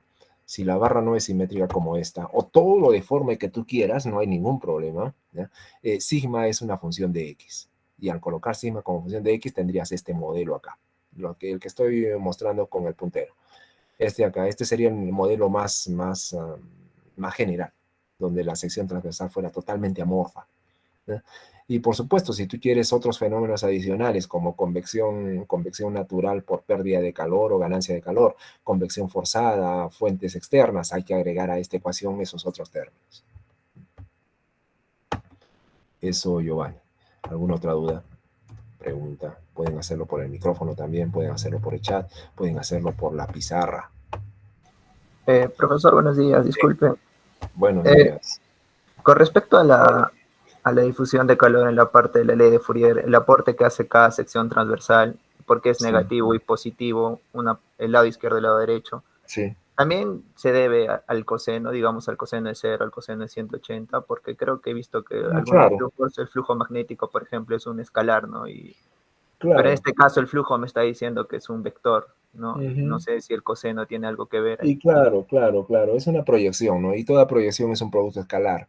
Y todo producto escalar comprende el coseno de las dos direcciones, el coseno del ángulo formado por las dos direcciones, y coseno en 180 menos 1. Sí, tienes razón, es eso. Ujú. Ah, ya, Sí, profesor, pero en este caso la difusión de calor es un vector, ¿no? Y el flujo magnético, claro. por ejemplo, es un escalar, o también el flujo magnético puede ser vector. Magnético no, flujo calorífico, estamos hablando, ¿no? El flujo calorífico es un vector. Ya, profesor, solo el flujo calorífico, entonces. Ujú. Sí, es una magnitud vectorial. Y tienes ahí vectorcitos de las direcciones de las normales a la superficie, ¿no? Que siempre salen hacia afuera. Y entonces por eso que tenemos ese intercambio de signos. Ya, profesor. Diego, ya, gracias, Pablo. Diego, buenos días, dime. Buen día, profesor. Ujú. Bueno, igual es la pregunta que puse en Tutic, pero lo voy a leer. Me dice, Ya, bueno, entonces tendríamos, digamos, en esa imagen que tenemos una imagen no simétrica y de diferentes materiales, tendríamos, ya.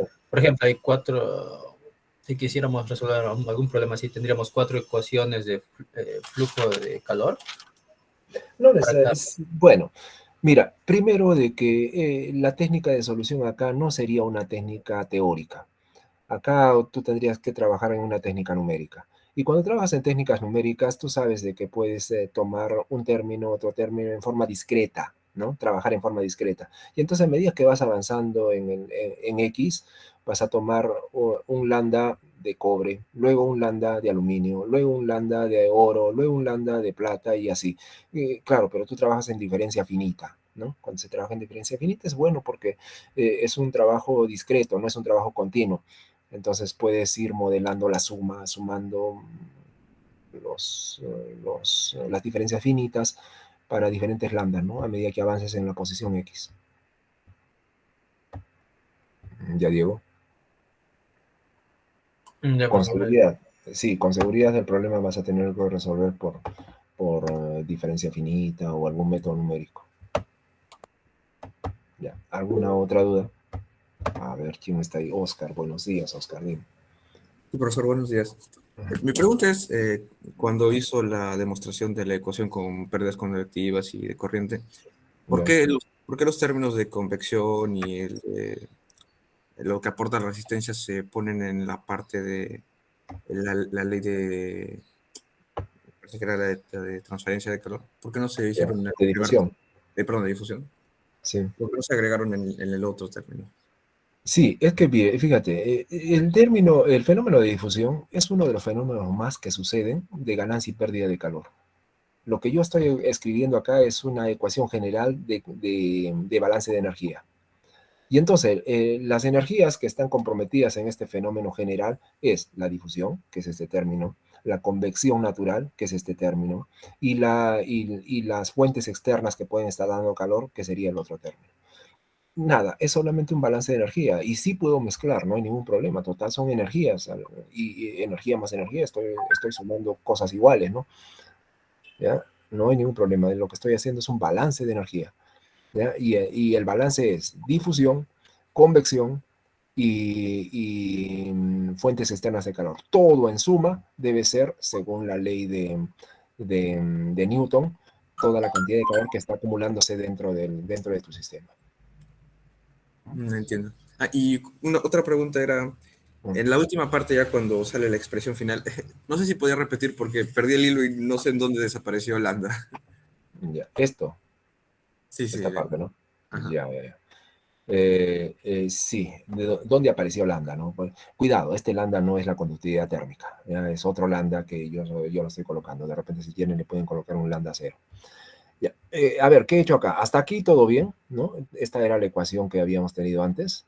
Todo bien. No sé si en la anterior ecuación, me parece, de repente en la anterior ecuación no puse y justamente no puse el u menos u sub 0 y acá debería haber, ¿no? Fíjense, me estoy olvidando este u menos u sub 0 acá. Entonces acá nos falta el u menos u sub 0. Está quedando feo esto, pero bueno, ya, no importa, que se entienda.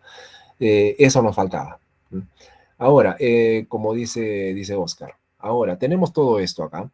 Y cuidado que este lambda, por acá es la conductividad térmica, y acá yo estoy poniendo un nuevo lambda. Vamos a poner lambda cero para no confundir, igual como hicimos con beta cero. Nada, lo único que he hecho es tomar todos los coeficientes y siendo negativo pérdida, que también podría ser ganancia, entonces es relativo, puede ser negativo o positivo, todo ese coeficiente le estoy llamando beta cero. Nada más, es lo único que estoy haciendo y sustituyendo por beta cero ahí. Y lo mismo por aquí, este beta sobre c rho sigma, ¿ya? Que tenemos aquí, también lo estoy sustituyendo por un coeficiente lambda sub 0 cualquiera. Porque son coeficientes, en verdad, son constantes. Y entonces me queda de esta manera. Y así la ecuación queda más simplificada. Y como vemos acá, lambda 0 i cuadrado de r, donde la corriente varía con el tiempo, puede ser una corriente alterna, la resistencia varía con la posición, una resistencia variable. Entonces, esta expresión es en general una función de xt. Y eso es lo que dijimos, ¿no? Y al final queda nuestro modelo de esta manera.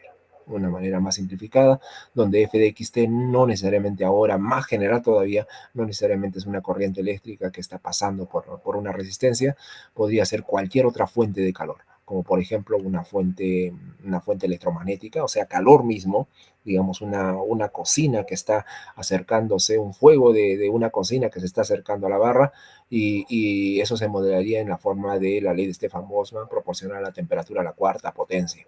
Y eso generaría una ecuación no lineal que a veces es más complicado de resolver. Eso es, Oscar, lo que hemos hablado al último. Ok, profesor, gracias. Ya, de nada. ¿Alguien más? ¿Alguna duda? Para que pasemos al siguiente tema. Profesor, una última pregunta. Sí, Pablo. Primero, Cristian. Perdón. Ya, vamos con Cristian. Antes que tú, Pablo. Cristian, Buenos días.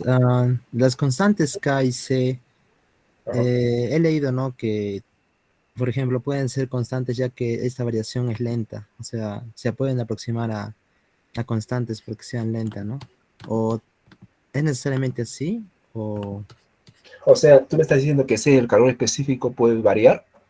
Lambda y C, me refiero a que lambda y C son constantes porque la transferencia de calor es lenta. No sé si eso tenga que influir. Podría ser. Pero imagínate que tengas una convección forzada, donde estás colocando un túnel de viento y estás provocando rapidez en el transporte del flujo de calor. Entonces lambda ya de repente no es constante, ¿no? Y esos son los efectos donde lambda podría quedar dentro de la derivada igual que sigma, ¿no? Pero C no. C es una constante que viene del otro lado, que pasa dividiendo y ahí no tienes que tocar nada dentro de la derivada. Pero lambda ya está bien, como tú dices, de repente el experimento de flujo de calor es relativamente lento y sí sucede así, y entonces lambda podemos considerar constante en un tramo de la barra. Pero si lambda varía en las diferentes posiciones, como yo he puesto ahí, cobre, aluminio, oro, plata, entonces también lambda tiene que quedar dentro, por más que sea lento el flujo de calor, ¿no? Lento el transporte del flujo de calor. ¿Ya, Cristian? Ok, por eso, muchas gracias. Ya. Ahora, Paolo, dime. Sí, profesor, una última pregunta. Con respecto a eso de la ley de Fourier, la gráfica, ¿el área bajo la curva tiene algún significado y se influye en el modelo matemático? Del área bajo la curva. Sí, de la ley de Fourier, A la ver, gráfica. si tuviéramos área bajo la curva en la ley de Fourier, mira, vamos a, y hagamos, ya, acá por ejemplo lo tienes, ¿no? U y X. ¿Qué es lo que estarías hallando cuando calculas un área por acá? Ya, lo voy a hacer en una cosa así, con solamente como, no sé si borrar después esto, de repente que habría que borrar. Ya, esto es pregunta, ya, esta es una pregunta. ¿Qué pasaría si tú integras? Sería hacer esto, ¿no? ¿Sí? Es hacer eso. Pero no sé qué motivo tendría esto, porque esto es grado centígrado, esto es metro, grado centígrado por metro. No conozco la magnitud física grado centígrado metro, ¿no? A menos que tenga algún sentido. No sé. Yo creo que no, no hay, Ah, no tiene significado, entonces. no le veo, no le Es que veo. creo que me estoy equivocando con que hay trabajo, creo, ahí debajo de la curva con presión y volumen. Hice algo mal. No, con seguridad no, porque para trabajo tendrías que tener una gráfica de potencial, ¿no? Potencial en función de X. Si quisieras trabajo, si quisieras energía, sería un potencial en función de X, pero esto no es potencial, es temperatura. Ah, ¿Ya? ya, profesor. Gracias. Mm, ujú. Voy. ¿Alguna duda más? Creo que es todo. Ya, entonces continuemos, a ver. Ahora vamos a ver un modelo tridimensional. A ver, las cosas vamos a hacerlas de forma tridimensional, un poco más complicado. ¿Mm? Y veamos la condición de calor en sólidos. Ojo que estas cosas también se usan en transporte de materia. Ahorita vamos a ver la equivalencia, ¿no? Entonces, vamos a ver la condición de calor en sólidos. Conducción, bajen su volumen, cierren su micrófono, por favor. Calor en sólidos, ¿no? Ya. Vamos a estudiar entonces la condición de calor en sólidos. Vamos ahora a trabajar en 3 dimensiones. Un ejemplo general. Entonces dibujemos una superficie en 3 dimensiones.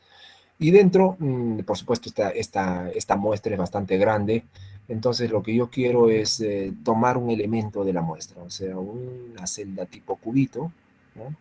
Vamos a sacarla afuera y acá afuera la vamos a agrandar lo más que podamos, ¿ya? Lo más que podamos para poder trabajar.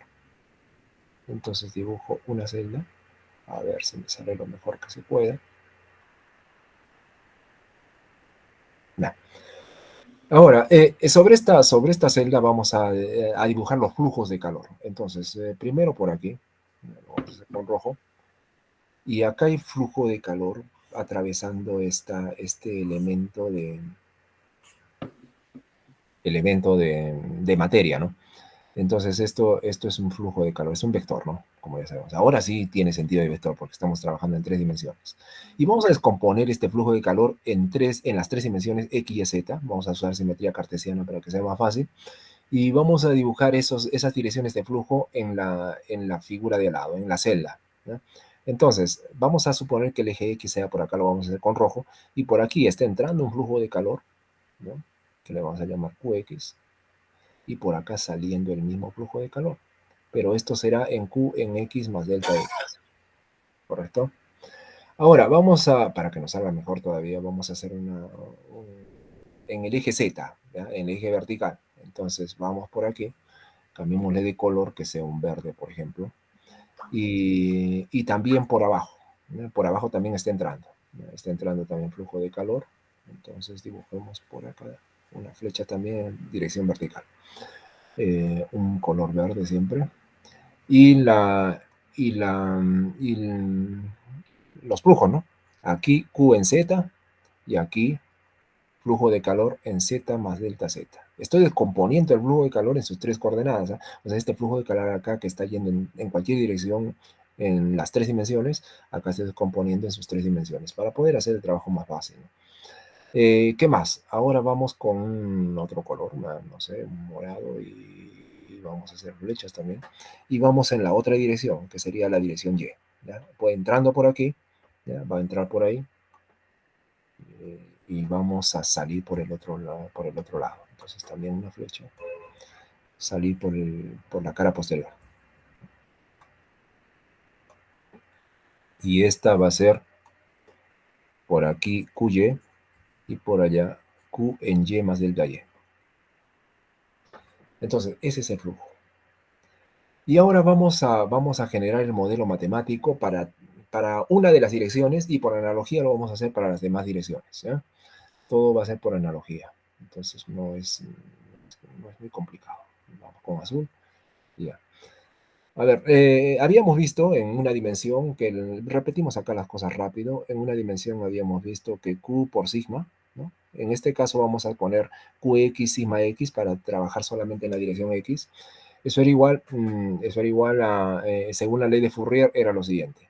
Menos sigma X, ¿no? Por la conductividad térmica, por la derivada de U con respecto de X, esto en X. Y luego teníamos más sigma X. Fíjense que estoy poniendo sigma X porque va a ser la sección transversal perpendicular a la dirección X, ¿eh? ¿Ya? Perpendicular a la dirección X. Por lambda, lambda. ¿Qué? Porque he puesto acá X, es lambda, ¿no? El lambda borrando esta cosa. Lambda, que es la conductividad térmica. Lambda. ¿Ya?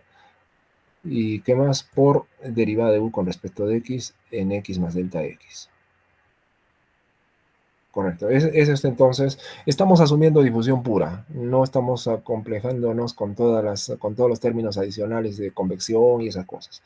¿Ya? Y sigma X, como les digo, es la sección transversal perpendicular a la dirección X. Por lo tanto, esto debe ser delta Y por delta Z. ¿Ya? O sea, los anchos en las direcciones Y y Z. Ya, muy bien. Entonces, ahora escribimos esto en una forma más comprimida. Lambda puede salir hacia afuera. ¿Ya? Sigma X también puede salir afuera. Y yo lo voy a escribir aquí entre paréntesis delta Y por delta Z. Voy a dejar un espacio a propósito. Ahorita van a ver. Y aquí tenemos UX en X más delta X, coma tiempo, menos UX en X, coma T. Y eso dividido entre... Voy a dividir acá entre delta X a propósito y he dejado este espacio a propósito para multiplicar por delta X para que las cosas no varíen. Y ahora, llevo esto al límite, vamos a llevar esto al límite cuando delta X tiende a 0 y engendramos la derivada que ya sabemos, ¿no? Entonces vamos a tener QX por sigma X igual a lambda por el volumen de la celda, ¿no? Acá vamos a poner delta B y aquí esto sería UXX. Entonces, semejante vamos a tener para la dirección Y. QY por sigma Y será conductividad térmica por el volumen por UYY. Y de la misma manera también tendremos para Z, para la dirección Z, ¿no? QZ por sigma Z, ¿no?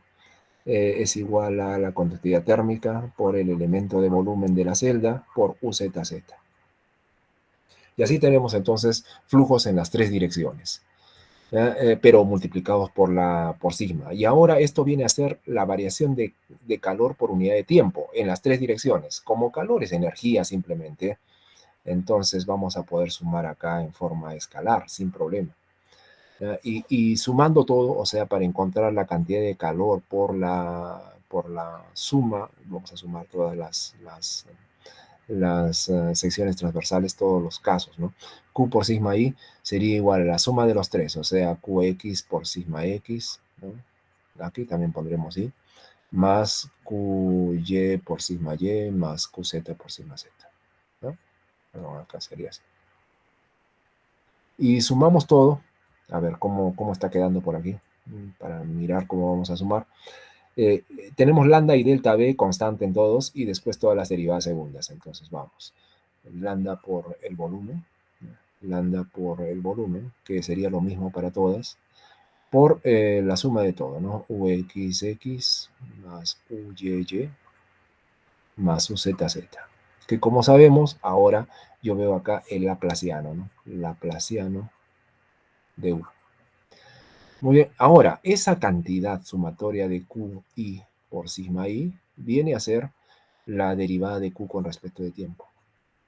O sea, la cantidad de carga por unidad de tiempo, ¿no? Ya que Q se mide en watts por metro cuadrado y esto se mide en metro cuadrado, entonces nos queda watt, o sea, la cantidad de calor por unidad de tiempo. Y esto según la ley de Newton, Sabemos que es, como era, masa, la cantidad de masa, volvemos a repetir, no hay problema, por el calor específico, por la variación de temperatura, pero como es por unidad de tiempo en derivada, entonces sería la derivada de U con respecto de T, que ya sabemos.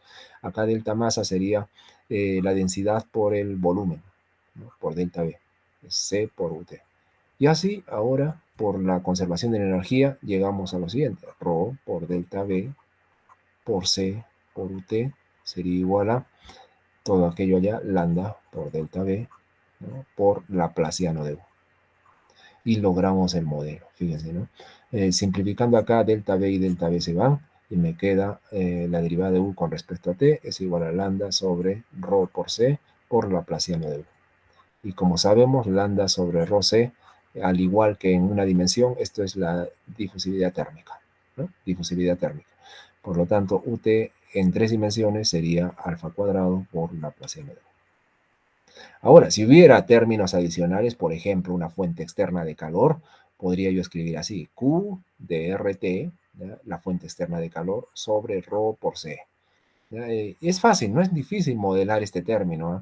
Ya no es difícil modelar este término, es parecido a lo que hemos hecho en una dimensión, háganlo ustedes, y realmente es una expresión como esta. Bien, entonces así lograríamos el modelo matemático. Si lo quieren, lo dejan acá solamente con difusión simple.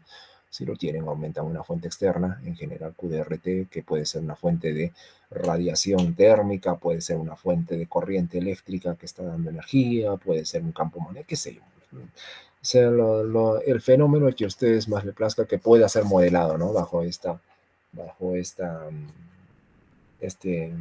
modelos. Bien, entonces en 3 dimensiones las cosas para pasar a 3 dimensiones no son muy complicadas. Y si lo desean en 2 también se puede hacer, no hay ningún problema. Pero hay otra cosa. Sucede que cuando trabajamos con fluidos, ahora es otra cosa. Hemos trabajado y hemos visto los modelos que han llegado al culmen de complejidad, digamos, no son tan complejos, pero por lo menos algo complejos, del modelo de difusión de calor. Difusión de calor. Pero ahora nosotros queremos entender cuáles son las ecuaciones de difusión en el caso de dinámica de fluidos. En el caso de fluidos, todas las ecuaciones son las mismas, realmente todas son las mismas. Lo único que tenemos que hacer es lo siguiente: la temperatura que nosotros usamos la cambiamos por algo que sería la concentración de materia, ¿ya? Entonces, esto será cuando estamos haciendo difusión de calor y esto será cuando estamos haciendo movimiento de fluidos, ¿ya? Movimiento de fluidos. Fluidos como gases, como líquidos, ¿no?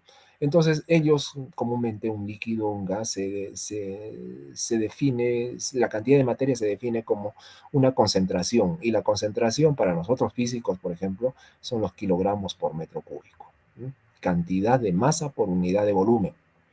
Los químicos a veces usan conceptos como molaridad, normalidad, que viene a ser la cantidad de materia por unidad de volumen también, ¿no? O sea, por ejemplo, cantidad de moles por unidad de volumen, por mililitro, por ejemplo, le llaman el mol, ¿no? Ahora, cantidad de equivalentes gramos por unidad de volumen, le llaman el equivalente gramo. Y así, entonces, eso depende de quién está trabajando, ¿no? A veces también en química hay cinéticas de reacción donde se generan nueva materia diferente, y entonces esos términos también, esas cinéticas químicas, esas reacciones químicas también deben estar introducidas dentro de los modelos matemáticos. Y se puede hacer sin ningún problema. Pero vamos a la asociación entre el fenómeno de conducción de calor y la dinámica de fluidos. Entonces, uno puede cambiar por C, ¿ya? Las leyes físicas, por ejemplo, a ver, yo me imagino, la ley la ley de Newton, que nosotros la conocemos como proporcional a una constante por las diferencias de temperatura, como se ven aquí, ¿no? Aquí, en el caso de movimiento de fluidos, uno va a encontrar expresiones como encontrar la cantidad de masa por unidad de tiempo, o sea, derivada de masa por unidad de tiempo, como la integral de la concentración por diferencial de volumen. Y es lógico, ¿no? O sea, una integral, la concentración se mide en kilogramos por metro cúbico. Y si multiplicamos por diferencial de B, va a aparecer solamente kilogramos. Y aquí inclusive tendría que yo derivar con respecto al tiempo. Entonces, una expresión como esta ya me indica qué cantidad de materia está trasladándose por unidad de tiempo. Y entonces la ley de Newton, ¿no? Se escribiría como eso, qué variación de cantidad de masa se está trasladando por unidad de tiempo. Y entonces esto yo lo podría igualar a una integral de flujo de materia, ¿no? Donde el flujo yo sé que es vector, un vector unitario por diferencial de superficie.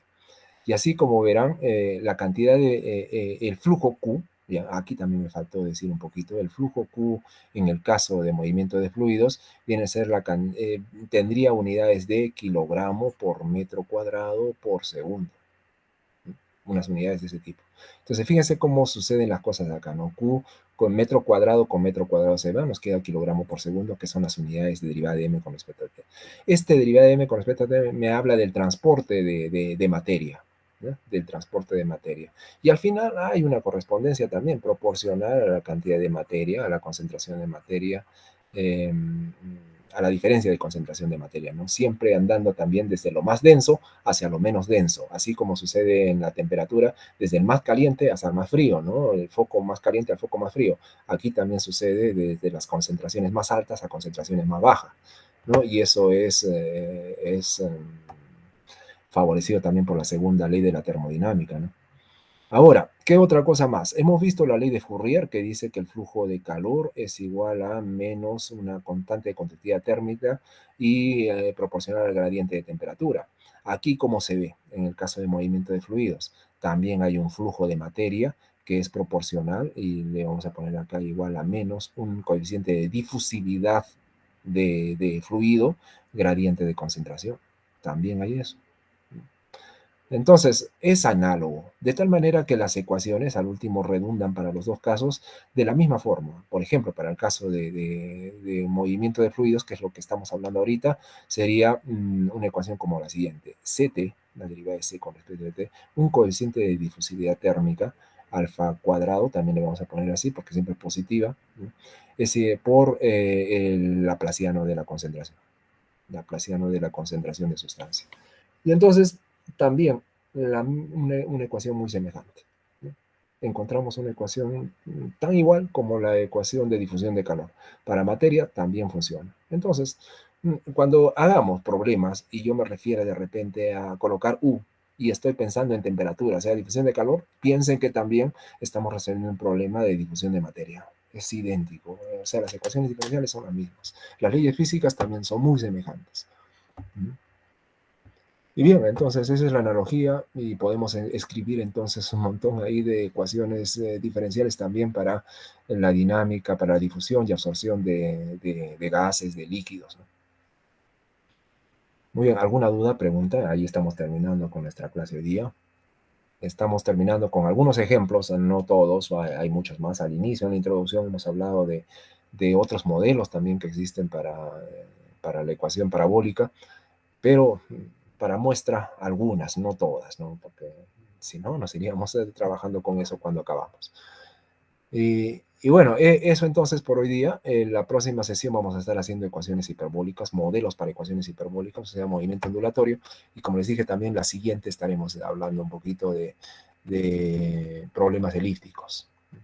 Entonces, hasta ahí. ¿Alguna pregunta? Me dicen, por favor. Voy al foro de todas formas a ver cómo está.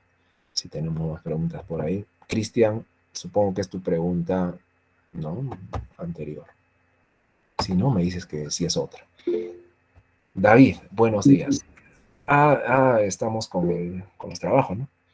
Efraín, preguntas primero. O David, si tienes pregunta, y Efraín también. Quería presentar los artículos. ¿En el foro? Sí, le compartí en el Drive a usted y para que lo vea. Para el proyecto. Sí, profesor. Ya. Pero primero preguntas. ¿Hay alguna duda más adicional a todo? Si no hay, entonces nos vamos al compartido. Sí, aquí, Efraín González, ¿verdad? Sí, profesor. Ya, acá lo tengo, entonces vamos a abrirlo desde acá, creo que se podrá. A ver, vamos a ver. Ya, estos son los artículos de tu grupo. ¿Sí, Efraín? Sí, profesor. Vamos a ver. Principio de Gauss y control de tracking de sistemas mecánicos sobre contacto. Ya. Ya, son ecuaciones de movimiento, no hay problema. Acá no hay fuerza, hay mecánica clásica, sí, un poco, pero no con tanta fuerza como quisiéramos.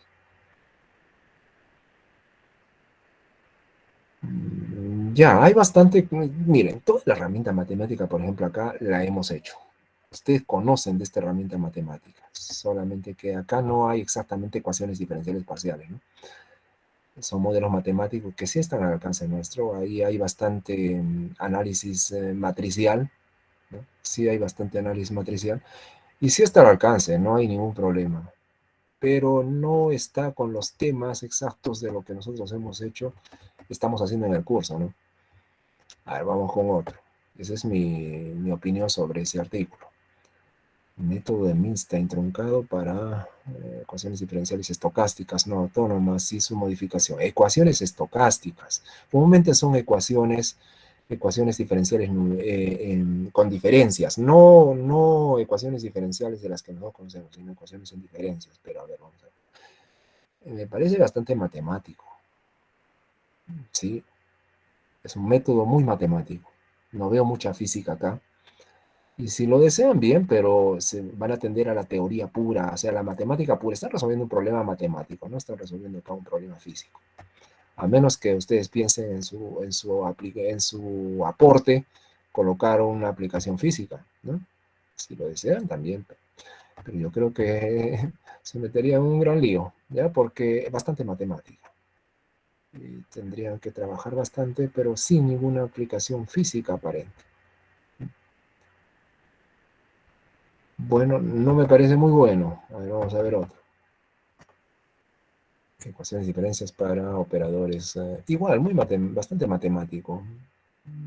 A mí me gustaría una cosa más física, que tenga aplicación en física, ¿no? Eso sería mucho más interesante. Pero ustedes están al alcance de trabajar esto también, no hay ningún problema. Pero tendrían que ser muy matemáticos.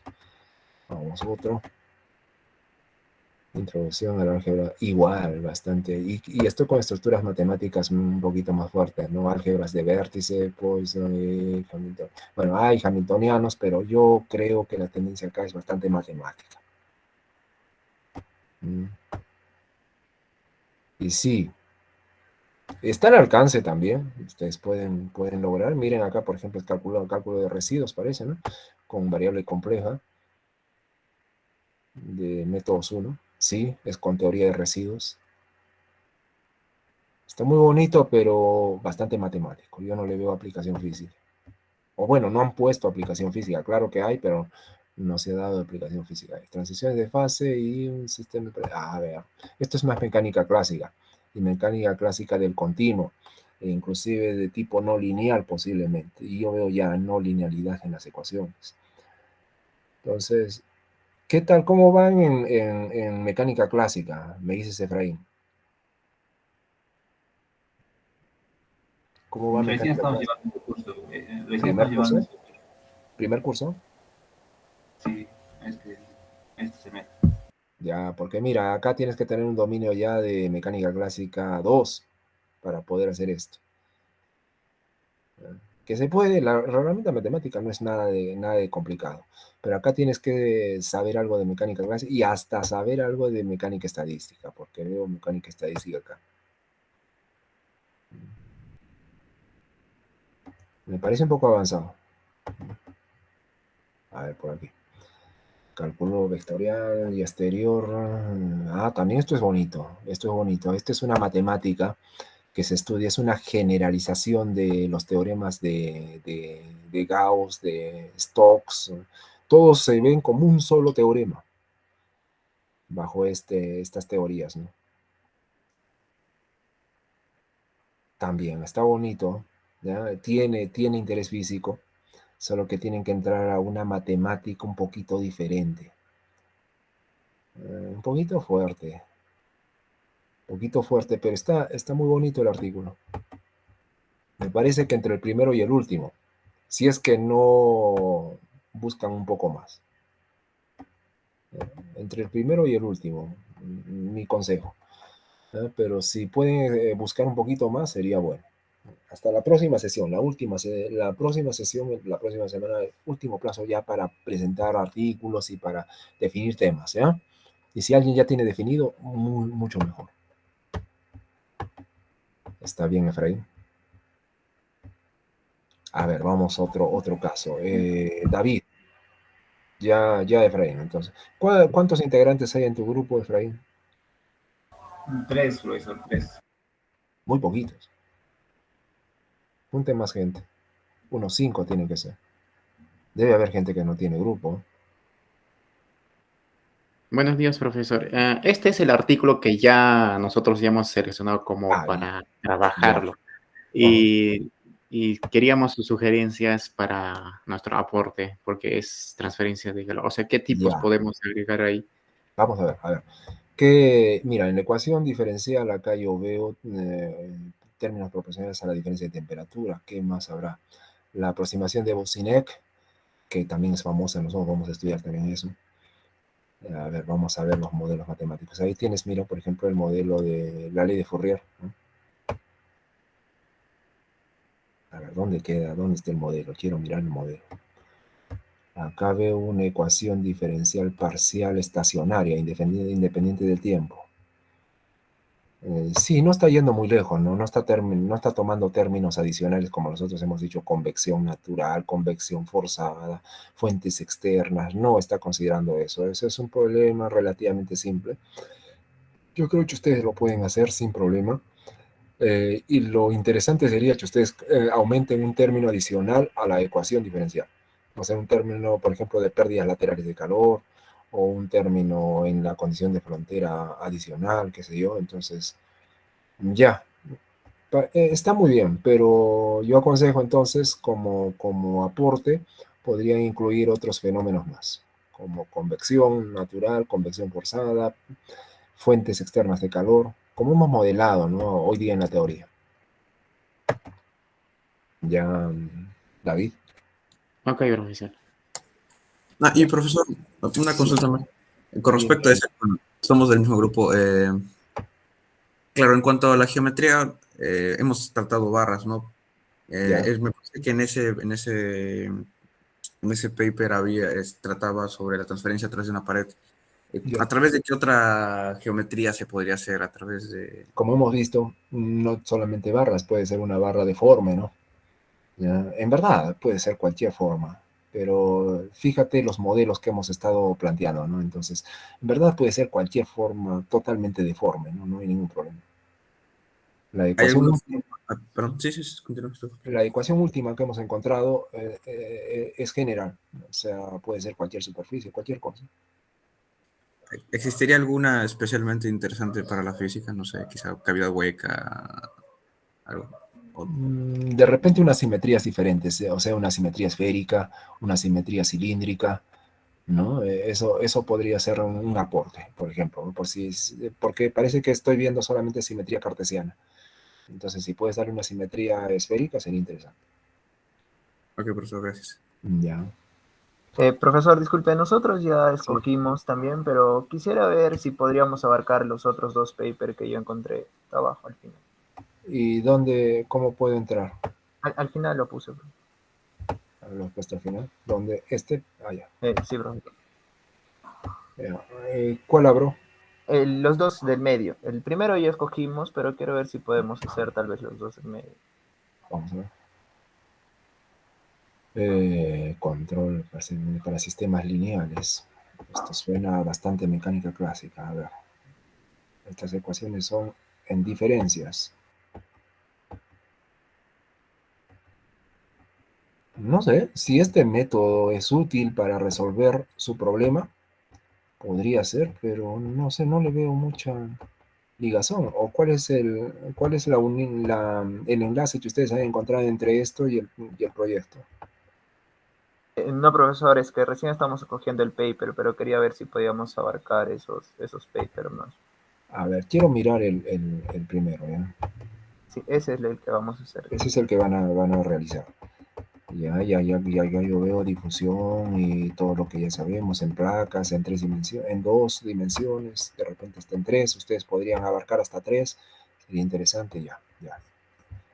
No le veo relación con el segundo artículo, no sé, no encuentro. Ya, Así profesor, es, y el tercero. a ver, vamos a ver el tercero. Solidez, versión, pero elipticidad, pero elipticidad no estamos tratando nosotros. Tu problema es totalmente parabólico. Y acá yo veo una matemática que no tiene que ver, ¿no? Elipticidad parcial. Pero este es otro tema, Paolo, no tiene que ver con lo que están haciendo. Ah, ya, profesor. No, Sí. quería saber si podíamos hacer con respecto al curso, ¿no? Si se podía hacer ese paper. Pero ya hemos escogido el primero, vamos a avanzar el primero. Ya. De hecho, sí pueden hacer cualquiera de los otros dos temas, ¿eh? Sino que los veo un poquito más profundos. Ya, profesor, gracias. Ya. ¿Alguien más? William, ya, eso, conversen ustedes, ¿ya? Y decidan. Por ejemplo, Efraín, su grupo solo tiene 3 integrantes. Entonces podrían preguntar con él si hay más cabida, ¿no? Para más integrantes. Entonces no acumulen tanta gente, ¿no? Que no sean más de 6, como les he dicho. Total son 14, en los 2 grupos son 28, queda para 5 grupos aproximadamente. No tenemos que tener más grupos tampoco.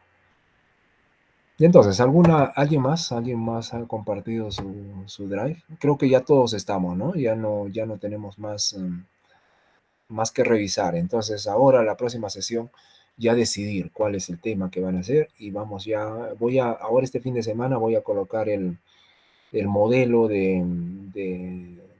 ¿cómo se llama esto? El modelo de anteproyecto para que ya vayan haciendo el anteproyecto, ¿ya? Y entonces ya la próxima semana estamos mostrando cómo va el avance de su anteproyecto.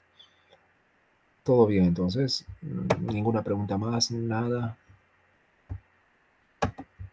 Sí, profesor, una pregunta. Dime, Oscar. Es respecto a lo que habían comentado la clase pasada de una clase presencial. Allá. Muchos están hablando si es que esta clase será de avance, será de recapitulación, porque claro, los que no podrán ir. Tienes razón. En verdad, yo estaba pensando también en eso, ¿no? Porque fíjense, a pesar de que es una clase de ejercicios, vamos a avanzar. Y por ejemplo, a mí me gustaría mostrar de repente otros modelos matemáticos, ¿no? Pero veo de que va a haber bastante diferencia si es que hacemos con un grupo y el otro, y el grupo que no va a asistir por diversos motivos que de repente son insalvables, ¿no? Que no van a poder hacerlo porque tienen que viajar o cosas de esas. Entonces, sería injusto también de que avancemos con unos y con otros no. La verdad que yo me encuentro en ese dilema, ¿no? Aparte de que la universidad actualmente no está dando la logística así como para que podamos hacer las clases y grabarlas y poder compartir con sus compañeros que no están ahí, porque eso sería lo justo, que todos estén en las mismas condiciones cuando lleguemos al examen, ¿no? De todas maneras, fíjense, yo voy a hablar con la dirección a ver si es que hay las posibilidades de poder grabar esas sesiones. De otra manera va a ser casi bastante difícil, porque si no, como les digo, sería algo injusto, porque las personas que no puedan, por motivos que de repente son insalvables, que no puedan asistir, están perjudicándose también, ¿no? Entonces, vamos a ver, si es que se puede grabar, yo voy a consultar a ver si se puede hacer eso en nuestra escuela. Todo bien, lo hacemos, ¿ya? Aunque sea con pocos alumnos que quieran ir a avanzar por allá. ¿Listo? No sé Sí. si podríamos preguntar entre nosotros, alguien tuviera el equipo, quizá alguien una cámara, otro un trípode, otro una extensión, quizá entre todos podamos armarnos un Ya, pequeño ya, equipo. podría ser. Y yo ahorita estoy pensando de repente hasta otra posibilidad en que ya pensemos en la práctica y hagamos la práctica virtual.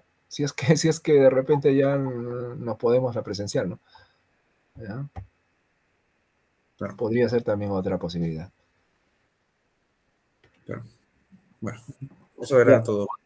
Ya, de todas maneras, averigua eso también, Oscar, si es que se puede. De repente ya tiene equipo y si no, lo hacemos con la universidad, también yo voy a averiguar.